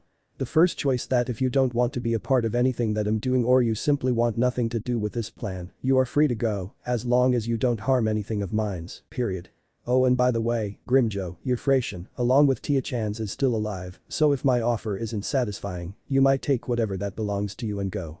The second choice is that you don't go through the Dio's ratification and remain in Las Notches, or let's put this way. You can live here and remain out of my plans. The last and third option is that you go through the Dio's ratification, stay here and live under my command.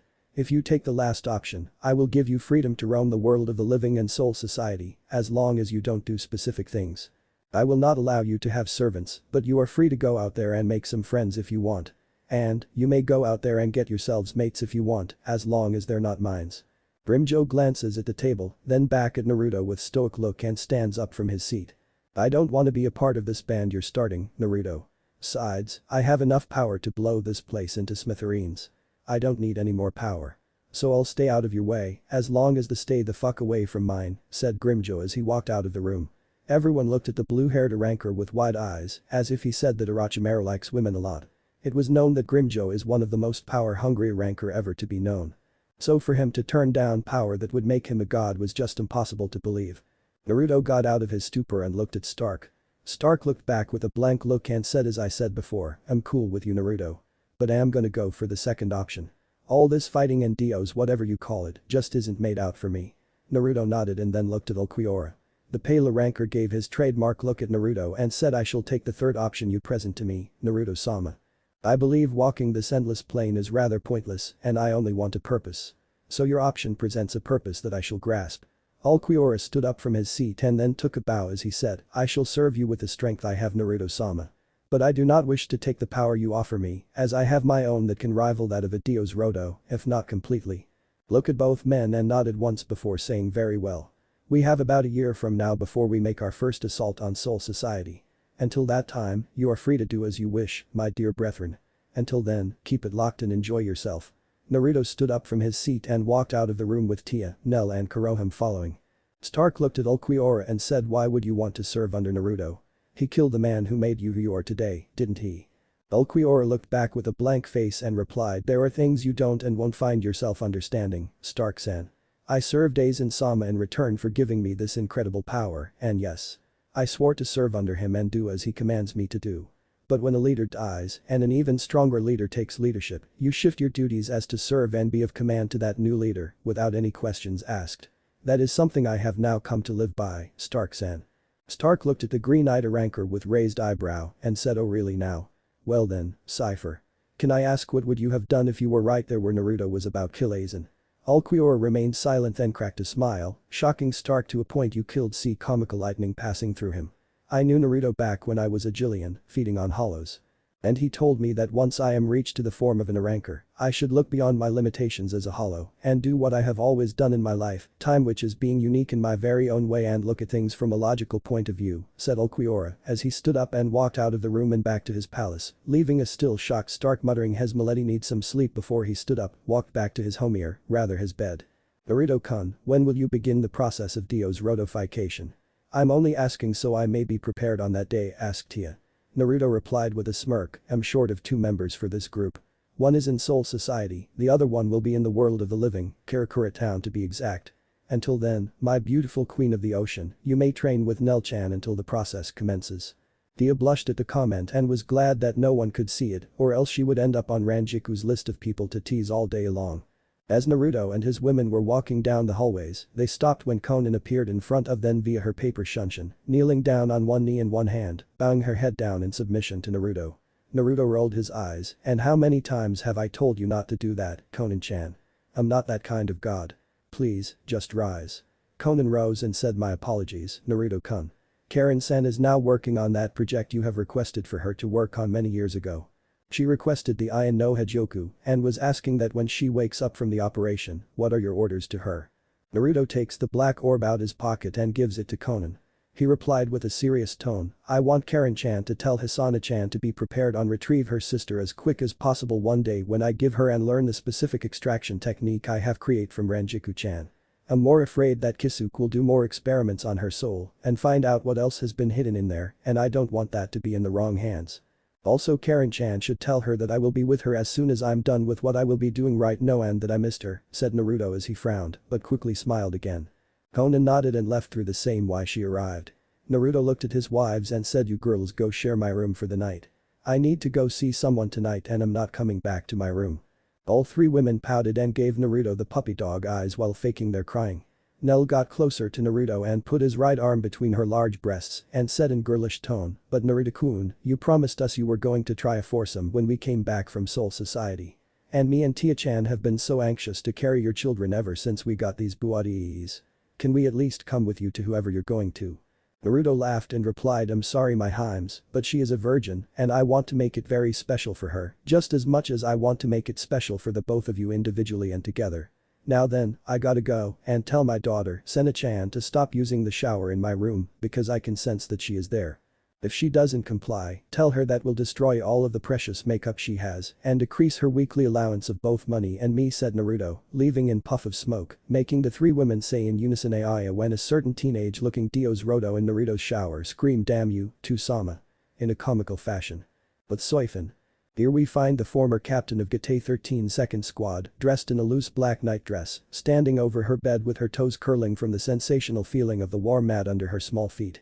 Since she got to her room and was alone, the thoughts of what happened today wouldn't stop occurring to her, in her mind like a song that just wouldn't go away, no matter how long and hard you try to ignore it. Soifin, what are you doing? Yoruichi demanded. Soifin pulled away and grabbed Naruto's hand while facing them. I'm going with Naruto-kun. I want to help him achieve his goal. Soifin said. The look of betrayal on Yoruichi's face still made her heart crack a little, wondering if she could ever explain herself to her teacher if she ever got the chance. She tensed when she felt a pair of hands on her shoulders but relaxed when she sensed who was behind her. She closed her eyes and released a blissful moan as she was massaged and said oh. Moan why are you in my room Narmon Rudo-kun. Naruto didn't waste any time and started kissing her on her neck and licking her earlobe, earning slightly loud moans, making the neighbors get out of bed and put their ears to the wall, wanting to hear more of the action that was taking place in Soifin's room. Naruto stopped and turned Soifin around and looked at her as those grey eyes shined with the light bouncing off of them, giving her an appearance that some would say, revealing a far more feminine and cute set to her normal stoic and always serious facade. He kissed her on the forehead, making the petite woman hold Naruto close and hide her blushing face into his chest.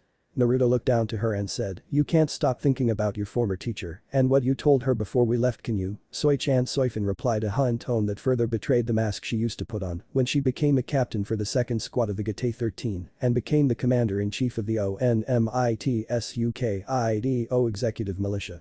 Naruto smiled as he thought if only I came for her when I came to Soul Society back then she wouldn't have became the person she was when she became a part of Soul Society. Can't help but feel responsible for the cold person she became.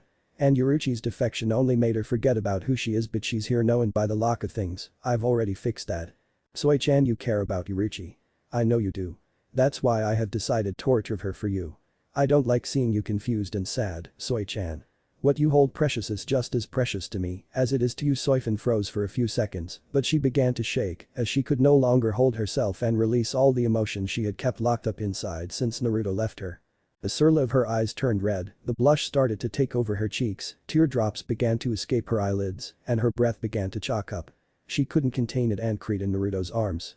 Naruto's smile didn't go away as he brushed her hair and kept saying apologies to the petite woman.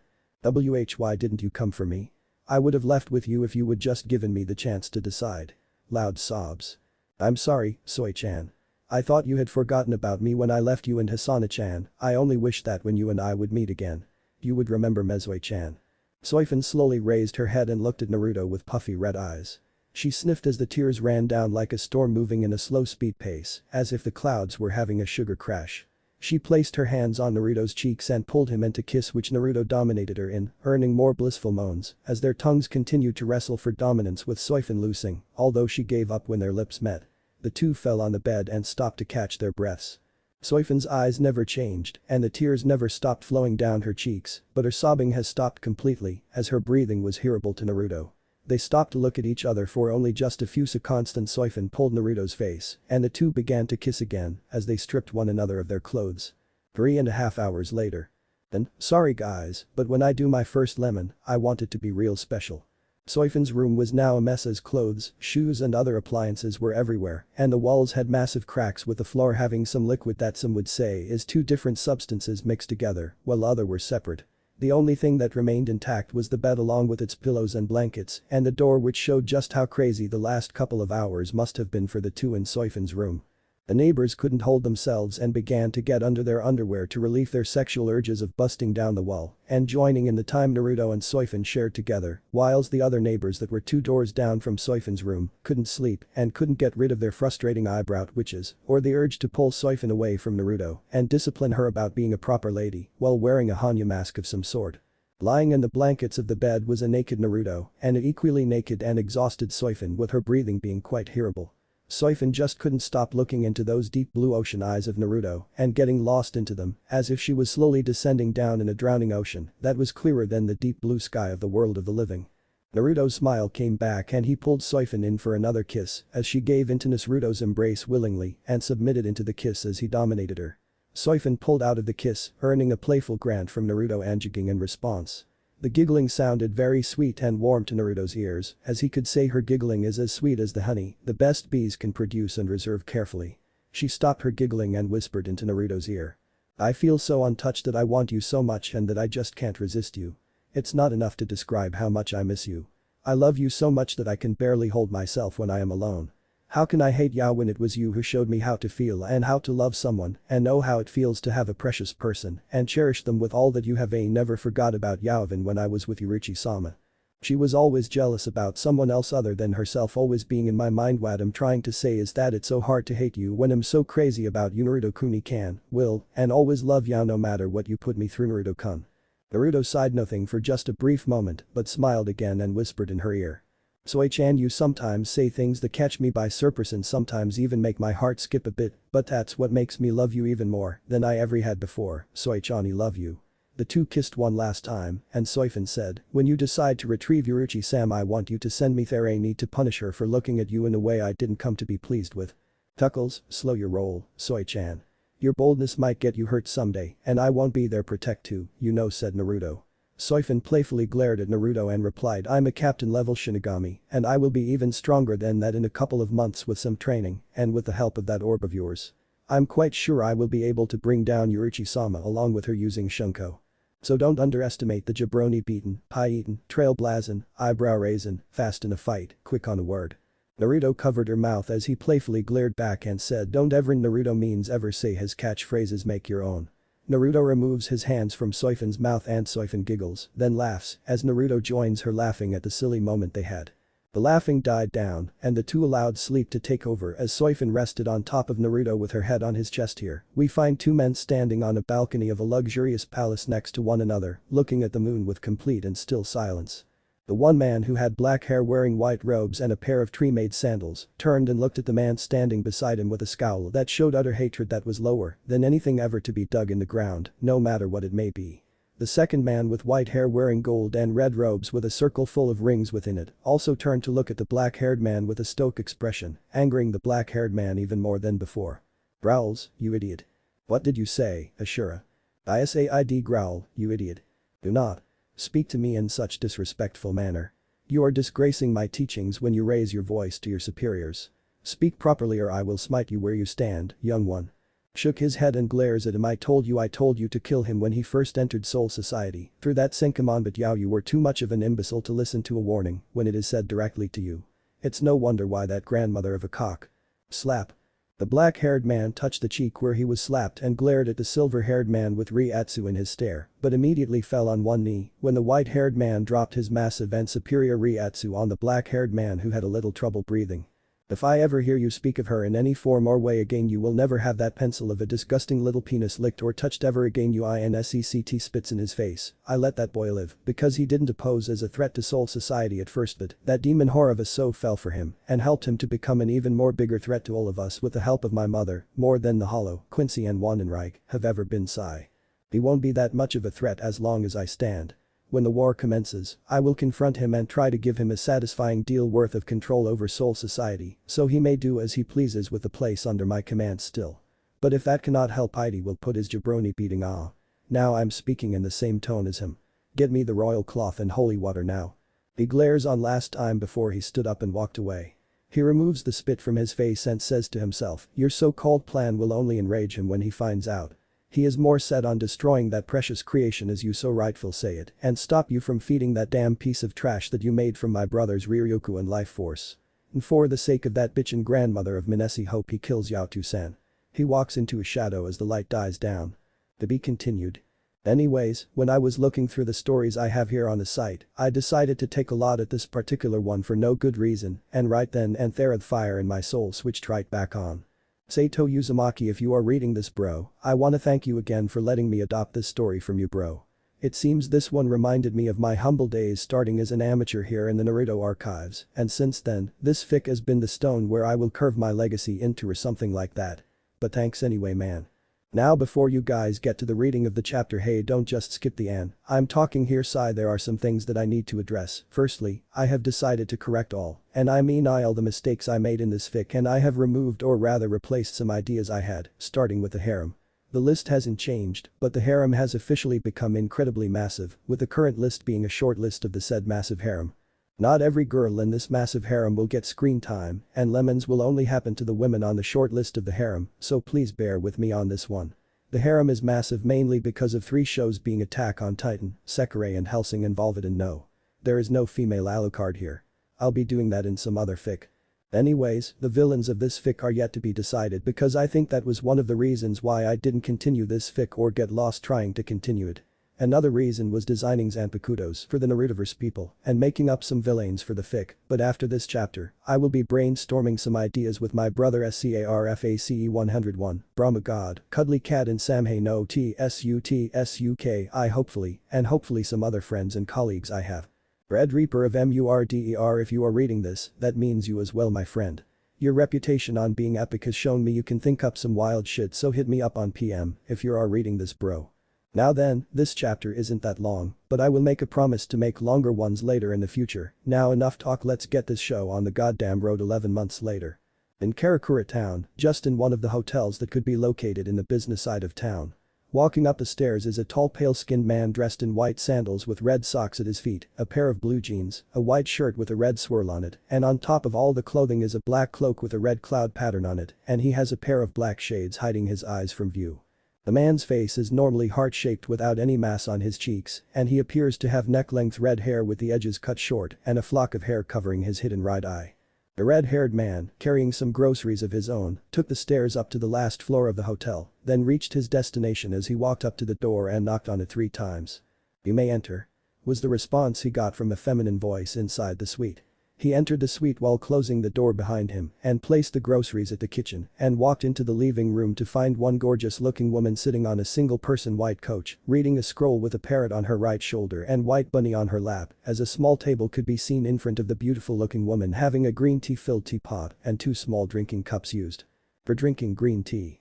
The woman is 5'4" feet in possession of very delicate facial features as she has extremely long, sweeping white hair that touches the ground, and the most noticeable thing about her appearance were the 2 horn-like protrusions which stuck out from her head. She possesses eyes that were similar if not exactly the pale Byakugan eyes and a third eye on the center of her forehead, with its eyelids parting vertically, but the eyelids were closed, shielding the eye from view.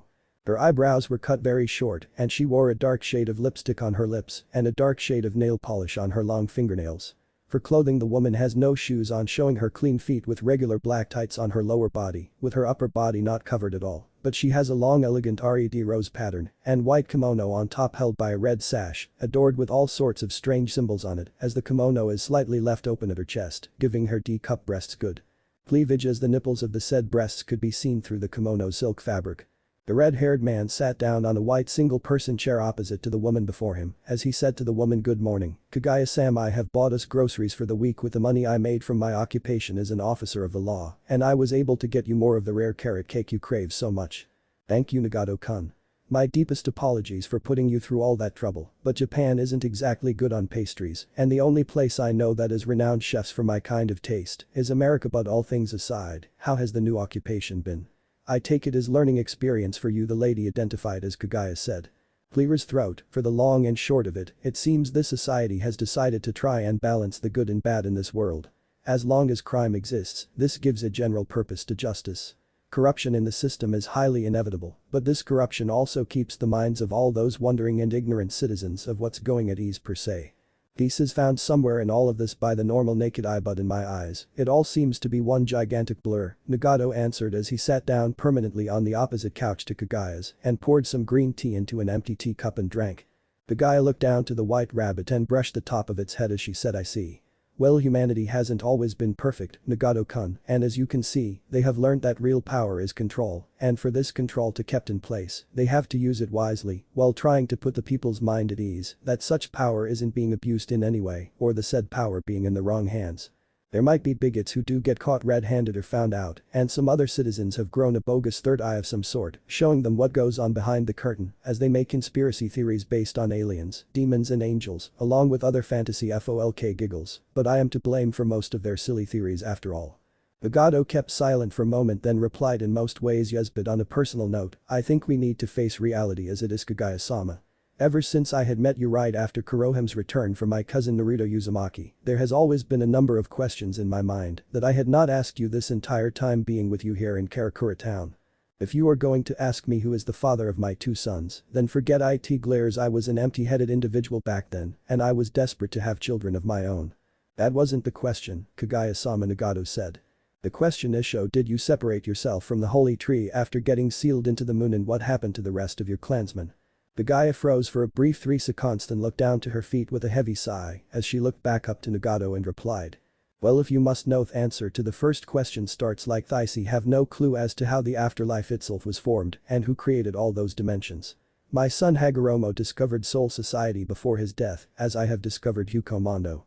In this order of answers, I have always known Kurohime since my first arrival to this planet, and in a way, I was like a mother to her, as she was like a daughter to me, and she still is, as I have always protected her from the greedy humans that have tried to take advantage of her importance in the world and all the fruits she has grown over the past 5,000 years of her existence in our world at that time. You already know the story of me being corrupted by my hunger for power and protecting my nursery from my two sons, who, in my own words, stole what was rightfully mine's, being chakra of course, and history depicts that Kurohime was the being that influenced my state of mind to go upside down. The truth of the matter is that Kurohime did everything she can to tell me my sons meant no harm to the universe when they had gained chakra at birth. Well, not until Hagoromo's silly idea of peace and giving humans chakra through NINSHUI rolls with a snort. Anyways, once I merged with her against her own will, sadly enough, we became a beast with no heart or soul, with the objective being to kill, destroy and erase everything from existence. Luckily, we were stopped by my two sons Hagoromo and Himura. And after being sealed into the moon, our fusion finally was stopped with me and Kurohime separating. She was still fine, mind you, she got herself a human form of sorts from being with Mebet. My physical form was no more and I became a soul with one Luong chain attached to my chest. The peace kept on depleting every year as I watched Black Zetsu work to bring me back into the world, and my sorrow, regret and pain was like no other, growing stronger and stronger every year. Kurohime once again tried to rescue me from the emotional and possible psychological pain I felt, but nothing had seemed to work again. So after 500 years, the chain was almost gone, but I pulled out of me before I start to feel very hollow inside, with Kurohime being able to finally talk me out of just sitting there wallowing in self-pity and regret awful all the bad things I have done to this world after eating the fruit Kurohime offered me as a sign of trust and love. My transformation was anything short of amazing, with Kurohime witnessing it firsthand, but right before it was complete, I appeared in Hukomondo. Narrows eyes, not even a minute later, I meet my son Hagoromo, who tries to obliterate me for just existing in the afterlife he claims is his domain and kingdom. So that's how the fight between the first Hollow and Soul King happened. Who was the winner between you two, Kaguya-sama? Nagato asked.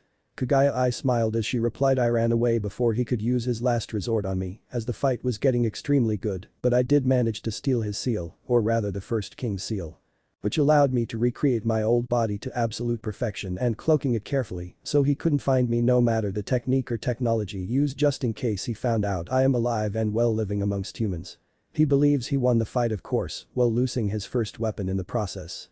The rest you already know, since I opened a Garganta in the elemental nations, looked into its past and future, with Kurohime begging me to have Naruto live in Soul Society for a short while, then strike a deal with her about Naruto gaining my hollow power and eating the last of her fruit when he died fighting the mindless beast form of ours on his own for 1 straight hour. Your second question, Naruto killed them all along with destroying all the other holy trees on the other planets, then finding all the other Otsutsuki out there that were hiding in other worlds that are parallel to this one or this entire galaxy, of course. There was Toneri, who surrendered to Naruto knowing he was no match for him and asked that he only helps him in taking away chakra from the people of the elemental nations, then having young Hinata to himself since he apparently had a thing for her, or maybe he didn't. Sigh, my clansmen aren't as emotionally equipped as humans are, so I doubt he really did love and only saw for her beauty and bodily pleasures. Naruto accepted the assistance, but later killed him while sending Hinata away to one of his own personal dimensions so that she would never be disturbed by anyone ever again, since he doubted he really did wipe out the Otsutsuki clan, and I believe he had his other reasons for gifting young Hinata with immortality while he imprisoned her in that place. It is hard to understand that young man SOMETIMES forms a thinking pose looking into the right corner of the room. Nagato remained silent for a moment with his eyelids closing, then opening them as he said, I see. Thank you for answering my questions, Kaguya-sama. Think nothing of it, Nagato-kun. Being a powerless and helpless human has gave me the opportunity to live the life I have always dreamed of having, and now I am at a far better place than I was before. My son Hagoromo along with all his other henchmen are the only problem now, but they aren't my problem to handle, as that is for Naruto to deal with on his own time. The poor boy has a lot on his plate, but he always seems to have an appetite for such dishes. Smiles warmly. Smirks, are you in any way attracted to him? Kaguya-sama? Nagato asked. Kaguya widened and gasped, but quickly narrowed her eyes. She folded her arms underneath her bust and countered Nagato's question. You have caught me numerous times touching myself, and for your own information I masturbate for other reasons, Nagato-kun. I may find his silly antics fun to watch, and he is incredibly handsome, mind you, I think he is far too gifted. INWELL blushes, you understand where I'm going with this, but he has far too many women to please, and my time to love another has long passed, since I have wasted my virginity away. Why don't you have a companion of your own? Nagato Kun raises eyebrow. I was never a person for those sorts of things. And Naruto is what they call a cheek magnet, so any chance of a beautiful woman being available has already going up in flames. Chuckles. It's only a matter of time before he meets you for a second time under the same circumstances from before. Kagaya-sama, I hope you are prepared for his jabroni beaten, pie eaten, trailblazing, eyebrow raising ways, cause it seemed to me that you didn't quite feel what his women feel up until you were in his presenc. Smirks. Las notches. Ai at you. In Naruto's master bedroom, here we find the blonde god dressed in his usual attire, which is a high-collared jacket with black trips, as the jacket is zipped down a bit showing his fishnet shirt underneath, and the sleeves were rolled up to his elbows. A white sashinuki hakama that were gathered at the ankles giving them a ballooning effect, and a black sash with extra length. Tucked at his side is a sheathed katana that has a white handle and a two-cross triangle, SHAP the Judaism symbol, for guard, and on his feet, he wore flat-pointed ankle-high boots. On his right ring finger was a silver wedding band with the kanji 6. On his left middle finger was a crimson ring with the kanji 0, and on his left pinky was a black ring with the kanji star in crimson. Naruto is currently sitting on the edge of bed that has one blonde Suna Kunoichi, one sake-loving Sekirei, and one former female Mizukage naked from head to toe cuddling underneath the covers, giggling endlessly, as it looks like two of them were ambushing one girl's sensitive spots, looking at the four women standing in front of him. The first woman is Soifon, who is dressed in her usual Shinigami Attire without the Haori, with the colors being reversed, and the golden rings that are tied to the two long strands of her hair were replaced with two diamond-encrusted platinum rings, as the one on the right is the Kenji for 8, and the one on the left is the Kenji for Princess of Death, with the middle finger of her right hand having a black ring adored with a crimson jewel. A small hollow hole could be seen in the center of her left shoulder, as the very tips of her short hair now have white highlights, and the pupil of her eyes have small gold rings inside. The second woman standing next to Soifon is a woman that looks far too identical to one Rukia Kichiki, as this woman is dressed in half-boot white SNEAKERS all-stars, with long black socks. A short black skate that does nothing to hide her beautiful long legs and thighs that look absolutely smooth, with a black sash holding the skate in place, with a long katana sheathed in a blue sheath, as the gourd has blue leather with black strings on it, and the guard being two lighting symbols crossed in the form of an X. For her upper body she has on a white formal t-shirt that is completely buttoned up to the collar, having a long red tie with a black pullover on top, having a diamond-shaped pattern on it. All in all, the woman appears to have a kinky schoolgirl outfit on, with the pinky finger of her left hand having a black wedding band with the Kenji 34, the index finger of her left hand having a blue ring with the Kenji Storm, and the middle finger of her right hand having a blue ring with the Kenji 10. Her body is more or less similar to Rukia Kichiki's, with the differences being her buttocks being a little more bigger and firm, her breasts being mini C-cups, and the hollow hole on the wrist of her right hand. Her eyes are the same color as Rukia's, but the sclera of her left eye being all blood. This woman is Hisana Uzumaki. Next to Hisana is Ranjiku Matsumoto, still dressed in the same attire from before, with a silver necklace being around her neck, the index finger of her right hand having a black wedding band with the Kenji 10, the index finger of left hand having a gold ring with the Kenji 2, and her thumb having a yellow band with the Kenji ashes. The final woman standing besides Ranjiku is Kushina Uzumaki, dressed in normal flat shoes with thick white tight pants stopping at her ankles, a long-sleeve red tight shirt with a black Uzumaki symbol on the front and back of it, with a white haori on top that has the Kenji for 5 on the part of her right breasts, and on her forehead is a shinobi headband that has a steel plate with the Kenji Fox of Fury engraved on it with a gold ring around it. Naruto-kun, are you okay? You aren't getting a cold from training Sachi-kun, I hope, Ranjiku said worryingly. Naruto chuckled as he said, "Ha. Me. Get a cold? I'm the coldest motherfucker there is out there. How would I get a cold? Besides being given the cold shoulder from Akitsu-chan, of course." Face faults at Naruto's statement. "Ano, Narukoi. You did have one before," Hisana said with Soifon Findishing with her right eyebrow raised in a sarcastic manner. "Took you 4 months to get healed, I might add. You really need to stop training him without the proper protective clothing on, Naruto-sama. Medicine doesn't come cheap anymore. Are you trying to put a price tag on sex, Soi-chan? Cause if you are speaking for all my girls," Naruto said, who stood from where was sitting and walked up slowly to Soifon with a devilish smirk on his face as his blue eyes gleamed in a mischievous way. Soifon stepped back from Naruto in fear as she became nervous while sheepishly laughing as she said, "No. I was just saying that it won't be easy for me to go on as long as the others, Naruto-sama. From what I hear, you could possibly knock me into a coma for months, and you know how much I can't stand comas. I love you, and Naruto-sama. Please don't embarrass me like you did to Taiya. I seriously bruise easily squeals and closes eyes. Eye rolls, thanks for pointing that out, Soifin-chan Hisana said sarcastically. Naruto was now close to Soifin and picked her up with his hands grabbing her, but making the former captain of the 2nd Protection Squad squeal and said to her. Next time you might wanna THINK kisses left side of neck before USPAK kisses right side of neck, Soi-chan. I'm still your master and I can have you any time of the day, right? Moans loudly, yes. Yes, Naruto Sama wraps arms around Naruto's neck, I'm sorry for letting my tongue slip out like that. I belong to you and only you, Naruto-sama. Do with me as you see fit, take anywhere in any way that satisfies you, and punish me to your heart's content. Soifin moaned as she wrapped her arms around Naruto's necks, but was dropped back to her feet to stand making her inwardly moan sadly at her forever loving master and husband, not take right then and there. The rest be damned. Kushina cleared her throat to stop the other women in the room from glaring jealously at Soifan, and said Sachi-kun. What is the mission you have for all of us? Alright. Naruto said as he sat back down on the edge of the bed crossing his legs and continued as you all know, there are 13 spots in the maelstroms and there are 2 which are currently empty as we speak. The plans I have derived can't start until the entire squad so to speak is filled up, so I will be giving you 4 separate retrieval missions. Ka-chan, Ranjiku-chan, your mission has an added task, which is to kill some idiots that needed to gone. Namely Arachi team, Yu-chan, Irobaka Sakura-chan, and lastly is Sasuke's dad and the Yondaime Hokage. If what I'm guessing is correct, you don't want them Toba Thorn on your side later in the future. Kushina asked as she didn't even react to hearing she was assigned with the task of murdering her own husband and the father of her son Naruto. Naruto grinned as he responded yep. I have an idea that Orochimaru is seriously up to no good from what Momo-chan tells me about him.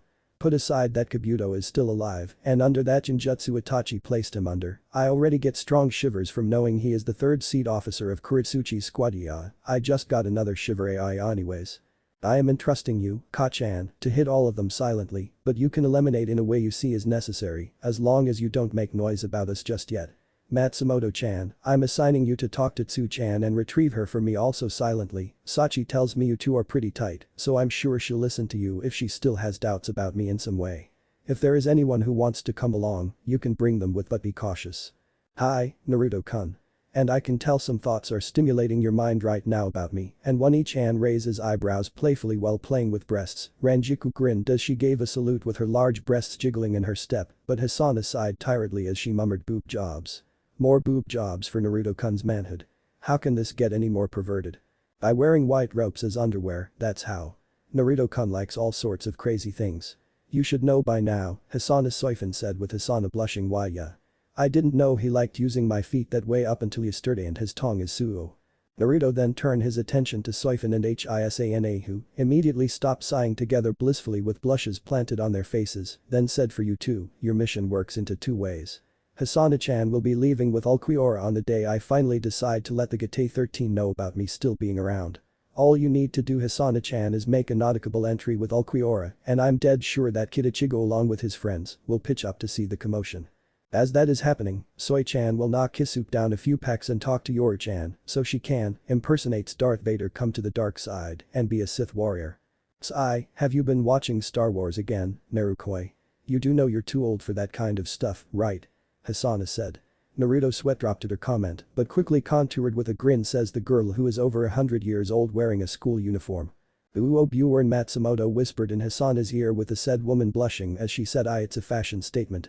And besides, it makes me stand out of the crowd of women you have all of them look the same as if they were your slaves. Narrows eyes dangerously, don't let Miya-san hear you say that Soifin said with Hisana freezing at her statement as the memory of a Hanya mask appeared before her eyes, then tried to get it out of her mind as she shook her head furiously. I'll let you know when you can go on the mission, Soi-chan, Hisa-chan. As for you, Ka-chan, Rangi-chan. I need you to both take it now since it's nighttime and make sure nobody spots you and don't set any high alarms off. Both of my hackers have worked hard to get our energy signatures of the radar, but there's no telling if that old man has beefed up the security by now after the whole Bounto episode they just survived thanks to Kurosaki Ichigo and his friends. Hi, Narukoi Sachi-kun. Sirite. With Kushina. Standing at the top of one of the roofs under the Natum Tsuchikage's camouflage jutsu is Kushina, who is watching a certain smut author getting his thing sucked off by a not so nice looking hooker outside a club at the 11th Squad barracks. And this is the man who was once said to be a great sage who taught Minato everything he knows today. Why does Sachi-kun consider him a threat at all? His Ryoryoku is depressingly low with his Ryatsu being that of a civilian soul, and he doesn't have his Zanpakuto at all with his weapon being a simple katana given to the not so useful Shinigami he managed to get employed into the Gate 13. He got this position through Minato and Kakashi, putting in a good word with the previous captain of the 11th Squad. And Kenpachi no doubt doesn't care about him as long as he stays out of his way and away from that surrogate daughter of his. Kushina shook her head as she continued, even if I still think I'm wasting my time getting rid of him, Sachi-kun ordered me to end him, and I will do anything for my Sachi-kun. Life has turned out to be wonderful since I decided to be with him and stay here. I just hope Tsunade agrees to join my Sachi-kun in his quest. Having this annoying weakness of a Dio's Roto, which is a slow healing factor, will definitely hold us back, and Sachi-kun needs her more than ever, and the history she has with him back when she was starting her duties as Hokage are anything short to not think OFF giggles. Sachi-kun was one hell of a man when it came to older women, and Tsunade-chan is a prime example of that. Oopsie. I'm getting off track here. I gotta stay focused. Kushina hopped down the roof with her feet not making much of noise as to not alert the old perv of her presence, but narrowed her eyes at the spectacle before her, which was Jiraiya grabbing the back of the hooker's head, trying to push her down and trying to reach for her breasts, only for the said hooker to bite off his penis then spit it out and say. I said no fucking touching me you damn pervert. Jeez. This wasn't even worth the $300.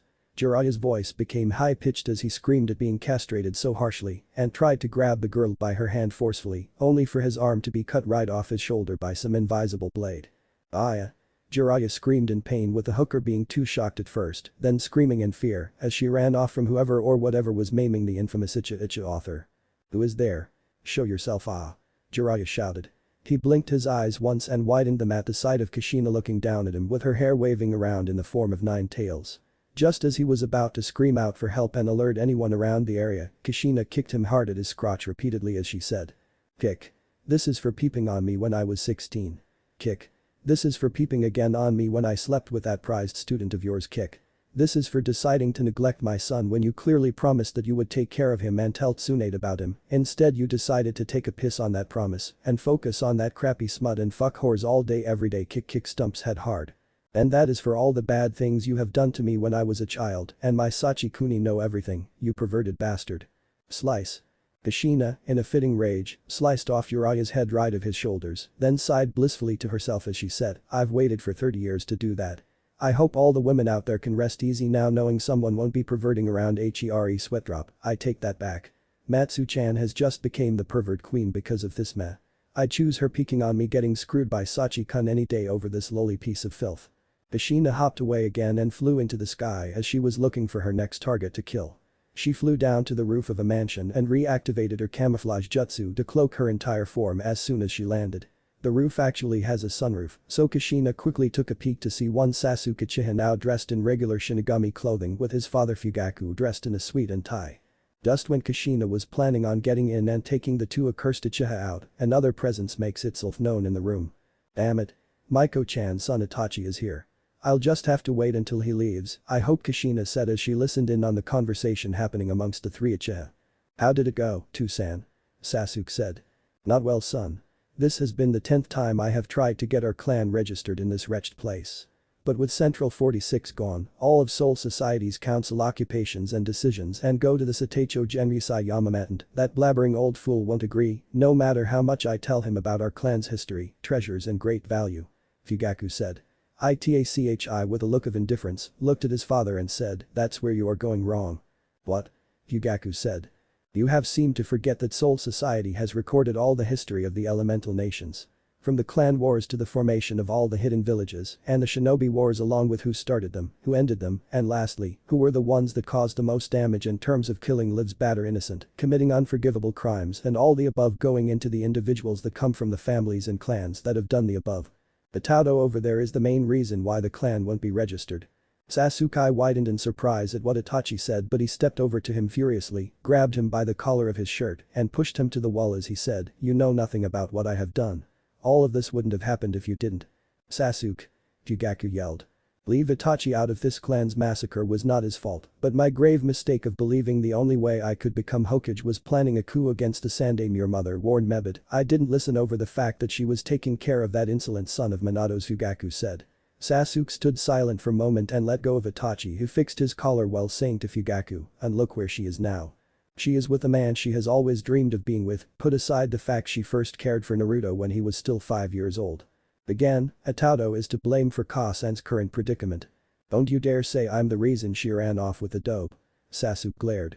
Itachi didn't even flinch at Sasuke's glare and calmly walked to the door and opened it, only to see one Sakura Haruno dressed in the pink battle kimono she wore when she was alive with some pink heels with a smile on her face that quickly turned into a frown when seeing Itachi. The former Konoha missing nin walked out the house, not even greeting Sakura. Sakura quickly let herself as she said, "Hey Sasuke-kun. I was wondering if you're free tonight because the nice restaurant down at the back with Kushina," she sighed while saying to herself, so much for the saying a dead Uchiha is a good Uchiha. These idiots are still as power hungry as they are when they are alive, if not worse. Maybe Maiko-chan isn't a full breed Uchiha, but from what I hear, Madara had a sister just like her once, but maybe shakes head. Getting off track again. Okay, let's see who we have here. Sasuke, Fugaku, and Sakura are all in one place. According to Sachi-kun, Sasuke was one of the greatest problems the elemental nations have ever come to face, and by his words. Liu-chan is the true definition of a bratty child who always gets what he wants no matter what you do to stop him. You take away his eyes, and he gains far more powerful eyes and power. You take away his memory of using Kakabaka's Chidori or seal away his chakra, and he learns all the techniques of the Sharingan and gains Orochi team's curse mark. That homo needs to be taken out before he learns about the King's Seal or a possible fact that there could be another Hejioku out there. There's no telling how much drool he'll produce from hearing about it, since I'm dead sure that Shunsui guy has dug about some research about it and told that old man, who in turn educated the rest of the Gate 13 about it. Aizen actually considered on recruiting him because of his history being alive, but I made sure that thought never crossed his mind. I'm 100% bought on those reasons, although I don't see the reason why Sakura-sen should be killed. Sure, she is massive fangirl of Maiko-chan's mistake of a son, but she really doesn't produce much of a threat for Sephiolts. She used hit on him all the time, rejected him all the time, sent him to his death fighting Sasuke countless of times.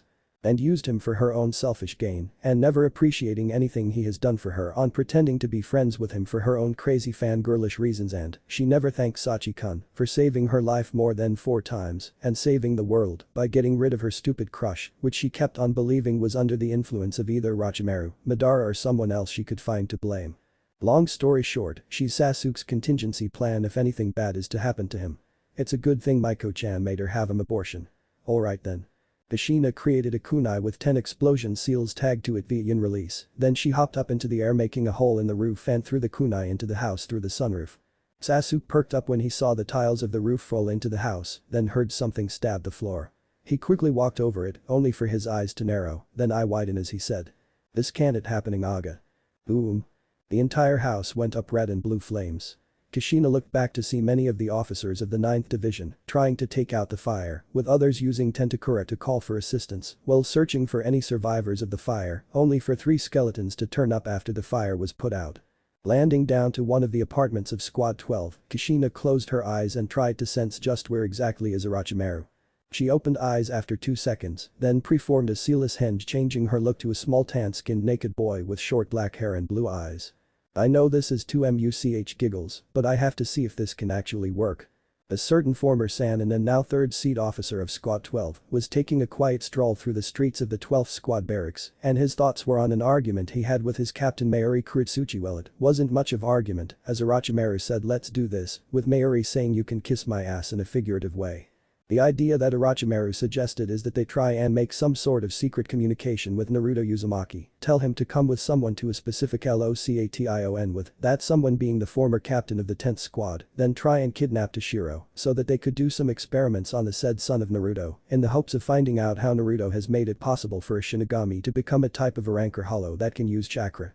Mayuri's response was, Orochimaru, if someone else came up with that idea, I would have sit down and think to myself what are the many steps that I could take to see this plan through, while looking at how many contingency plans I have to construct because of Naruto being the so-called unpredictable being he is now, and how strong he could be based on what he displayed before. But since it's you who came up with this idea, saying we should specifically capture young Toshiro instead of trying. By luck with Unohana-san, you can take that idea and accomplish it on your own. I do not work with your kind, no, get out of my office before I have you reported for what Nemu caught you doing in the North Rukan district. Orochimaru frowned at his captain and walked the office, not before giving a glare to Nemu, who only gave him a blank expression in return. TSK. Leave it up to him to pass a good chance taking down Naruto where it hurts the most, since I know he values family, and look at me by my unproven crimes as a shinobi, Orochimaru said. Hearing footsteps at a nearby alleyway, Orochimaru turns to see a young boy looking to be the ages of 6 to 9, naked as can be, looking very fresh in the eyes of Orochimaru with tanned skin, short black hair and blue eyes. Hey Mr. Are you Orochimaru-sama? Yes, his IAM mouth begins to twist into a grin.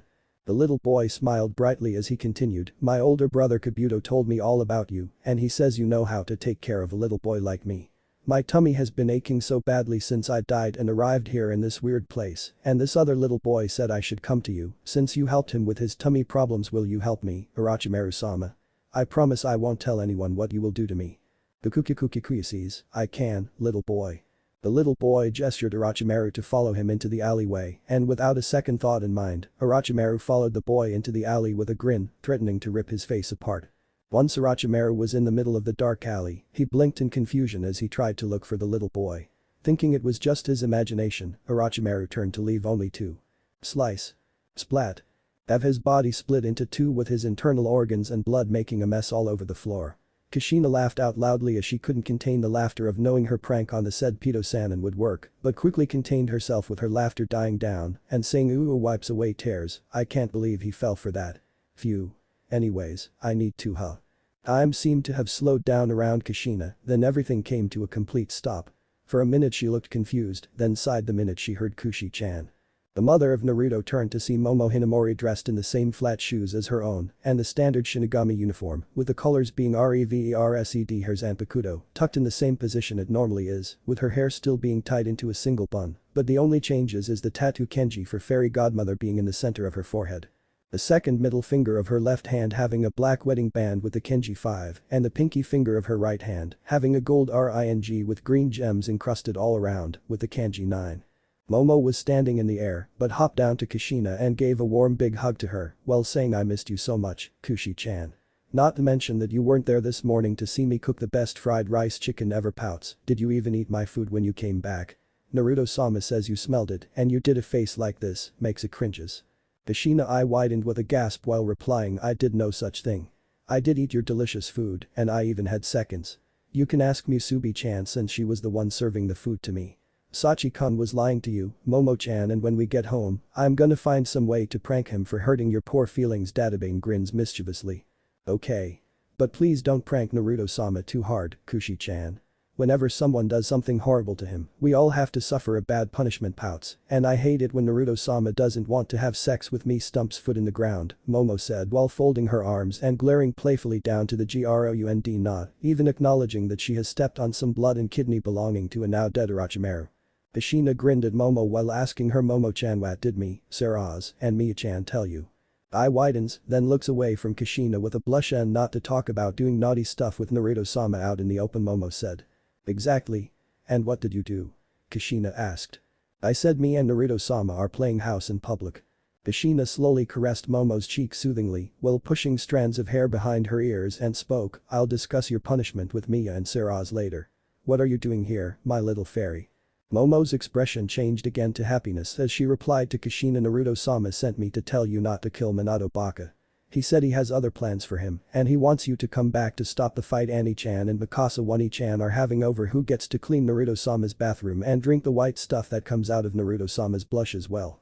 He doesn't want Minato dead. What is my crazy Sachi-kun thinking now? I mean Minato isn't that much of a problem given he might get desperate and do something stupid to get Sachi-kun's attention and try to take me back or maybe even talk to Kisuke about holification. Granted that lazy idiot still has another Hejoku stashed somewhere like Sachi-kun believes sweatdrops, he came to a realization that having no enemies means he won't be fighting anyone for a while. My son can be a lot of things and a born fighter is at the top of the list, with Ning born to making sweet love being number two. Blushes and sighs heavily was what Kushina thought.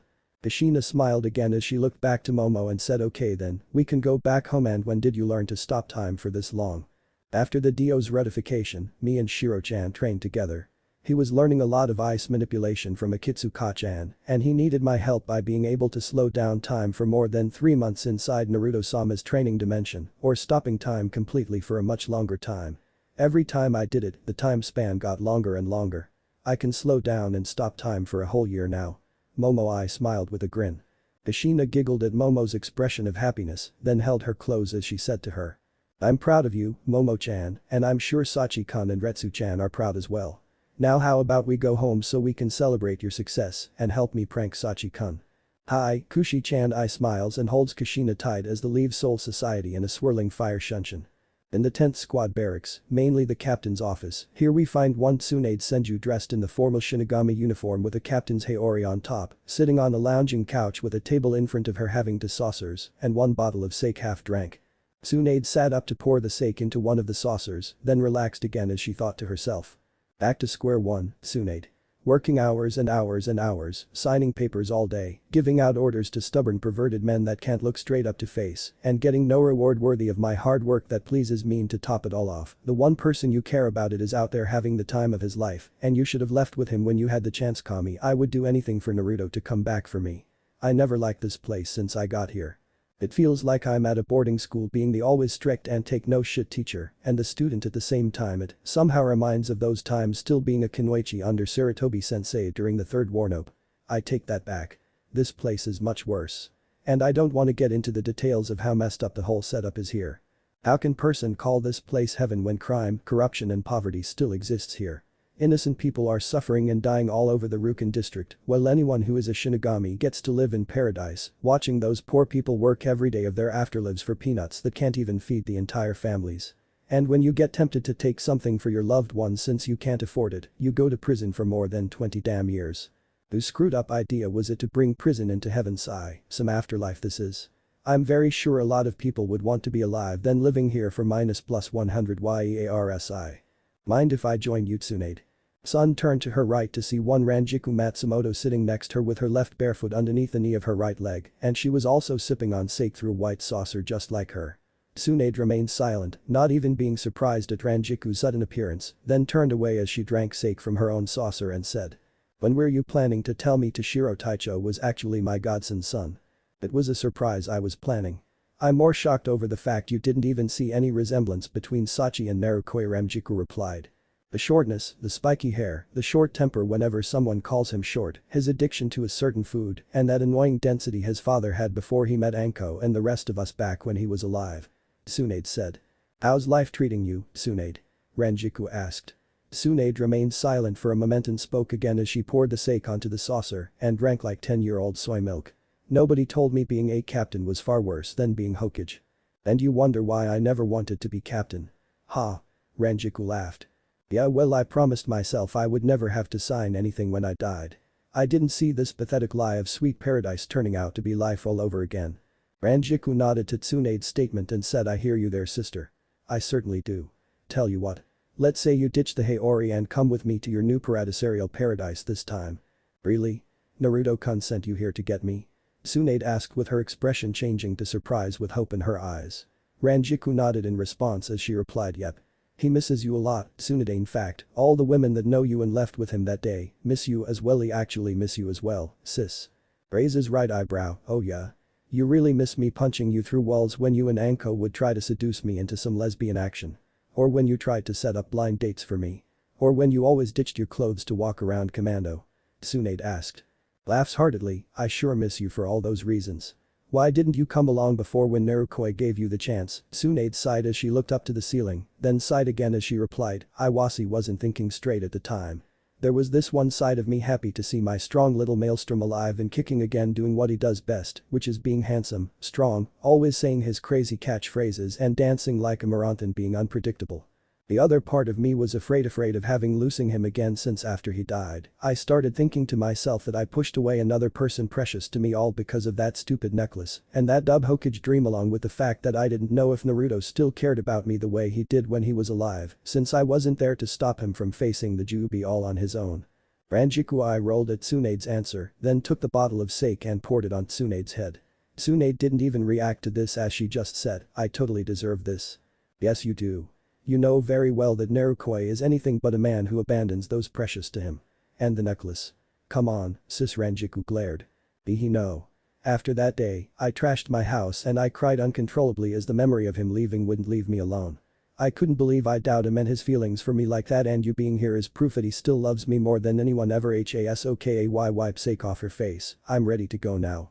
But I think there are some people I know would probably want to come with, Tsunade said. Ranjiku looked at her in question and asked who. The Katetsu sisters, the Shiba clan, Ino and her mother, Shion, and I'm sure Nanao wouldn't mind tagging along as well. But that girl is a serious stickler for the rules, and Naruto hates rules more than he hates destiny as a whole, Tsunade said. The two busty WOMEN, after finishing what was left of their sake, stood up from where they were sitting with Ranjiku, saying Naruto-sama has left the other pickups to me, so when the time is right, I'll approach the ladies you mention. For now though, he just wants you to be where you belong, which is with the people that care about you. The most grins, and there is this lady I know who kinda wants to see for herself if you really are the biggest sucker when it comes to drinking and gambling. Tsunade was about to ask who Ranjiku was talking about but decided to find out for herself when she arrived at her next destination. Ranjiku held Tsunade's left hand and the two busty women left the room in a shunshin that turned them to ash. Walking into the room is one Minato Namikaze carrying a stack of papers while saying, I know you're gonna hate me for this, Tsunade, but that fat idiot of a captain I have needs you to Tsunade. To be continued. What if Naruto was godlike being in Bleach? End here, and thanks for watching my video till the end.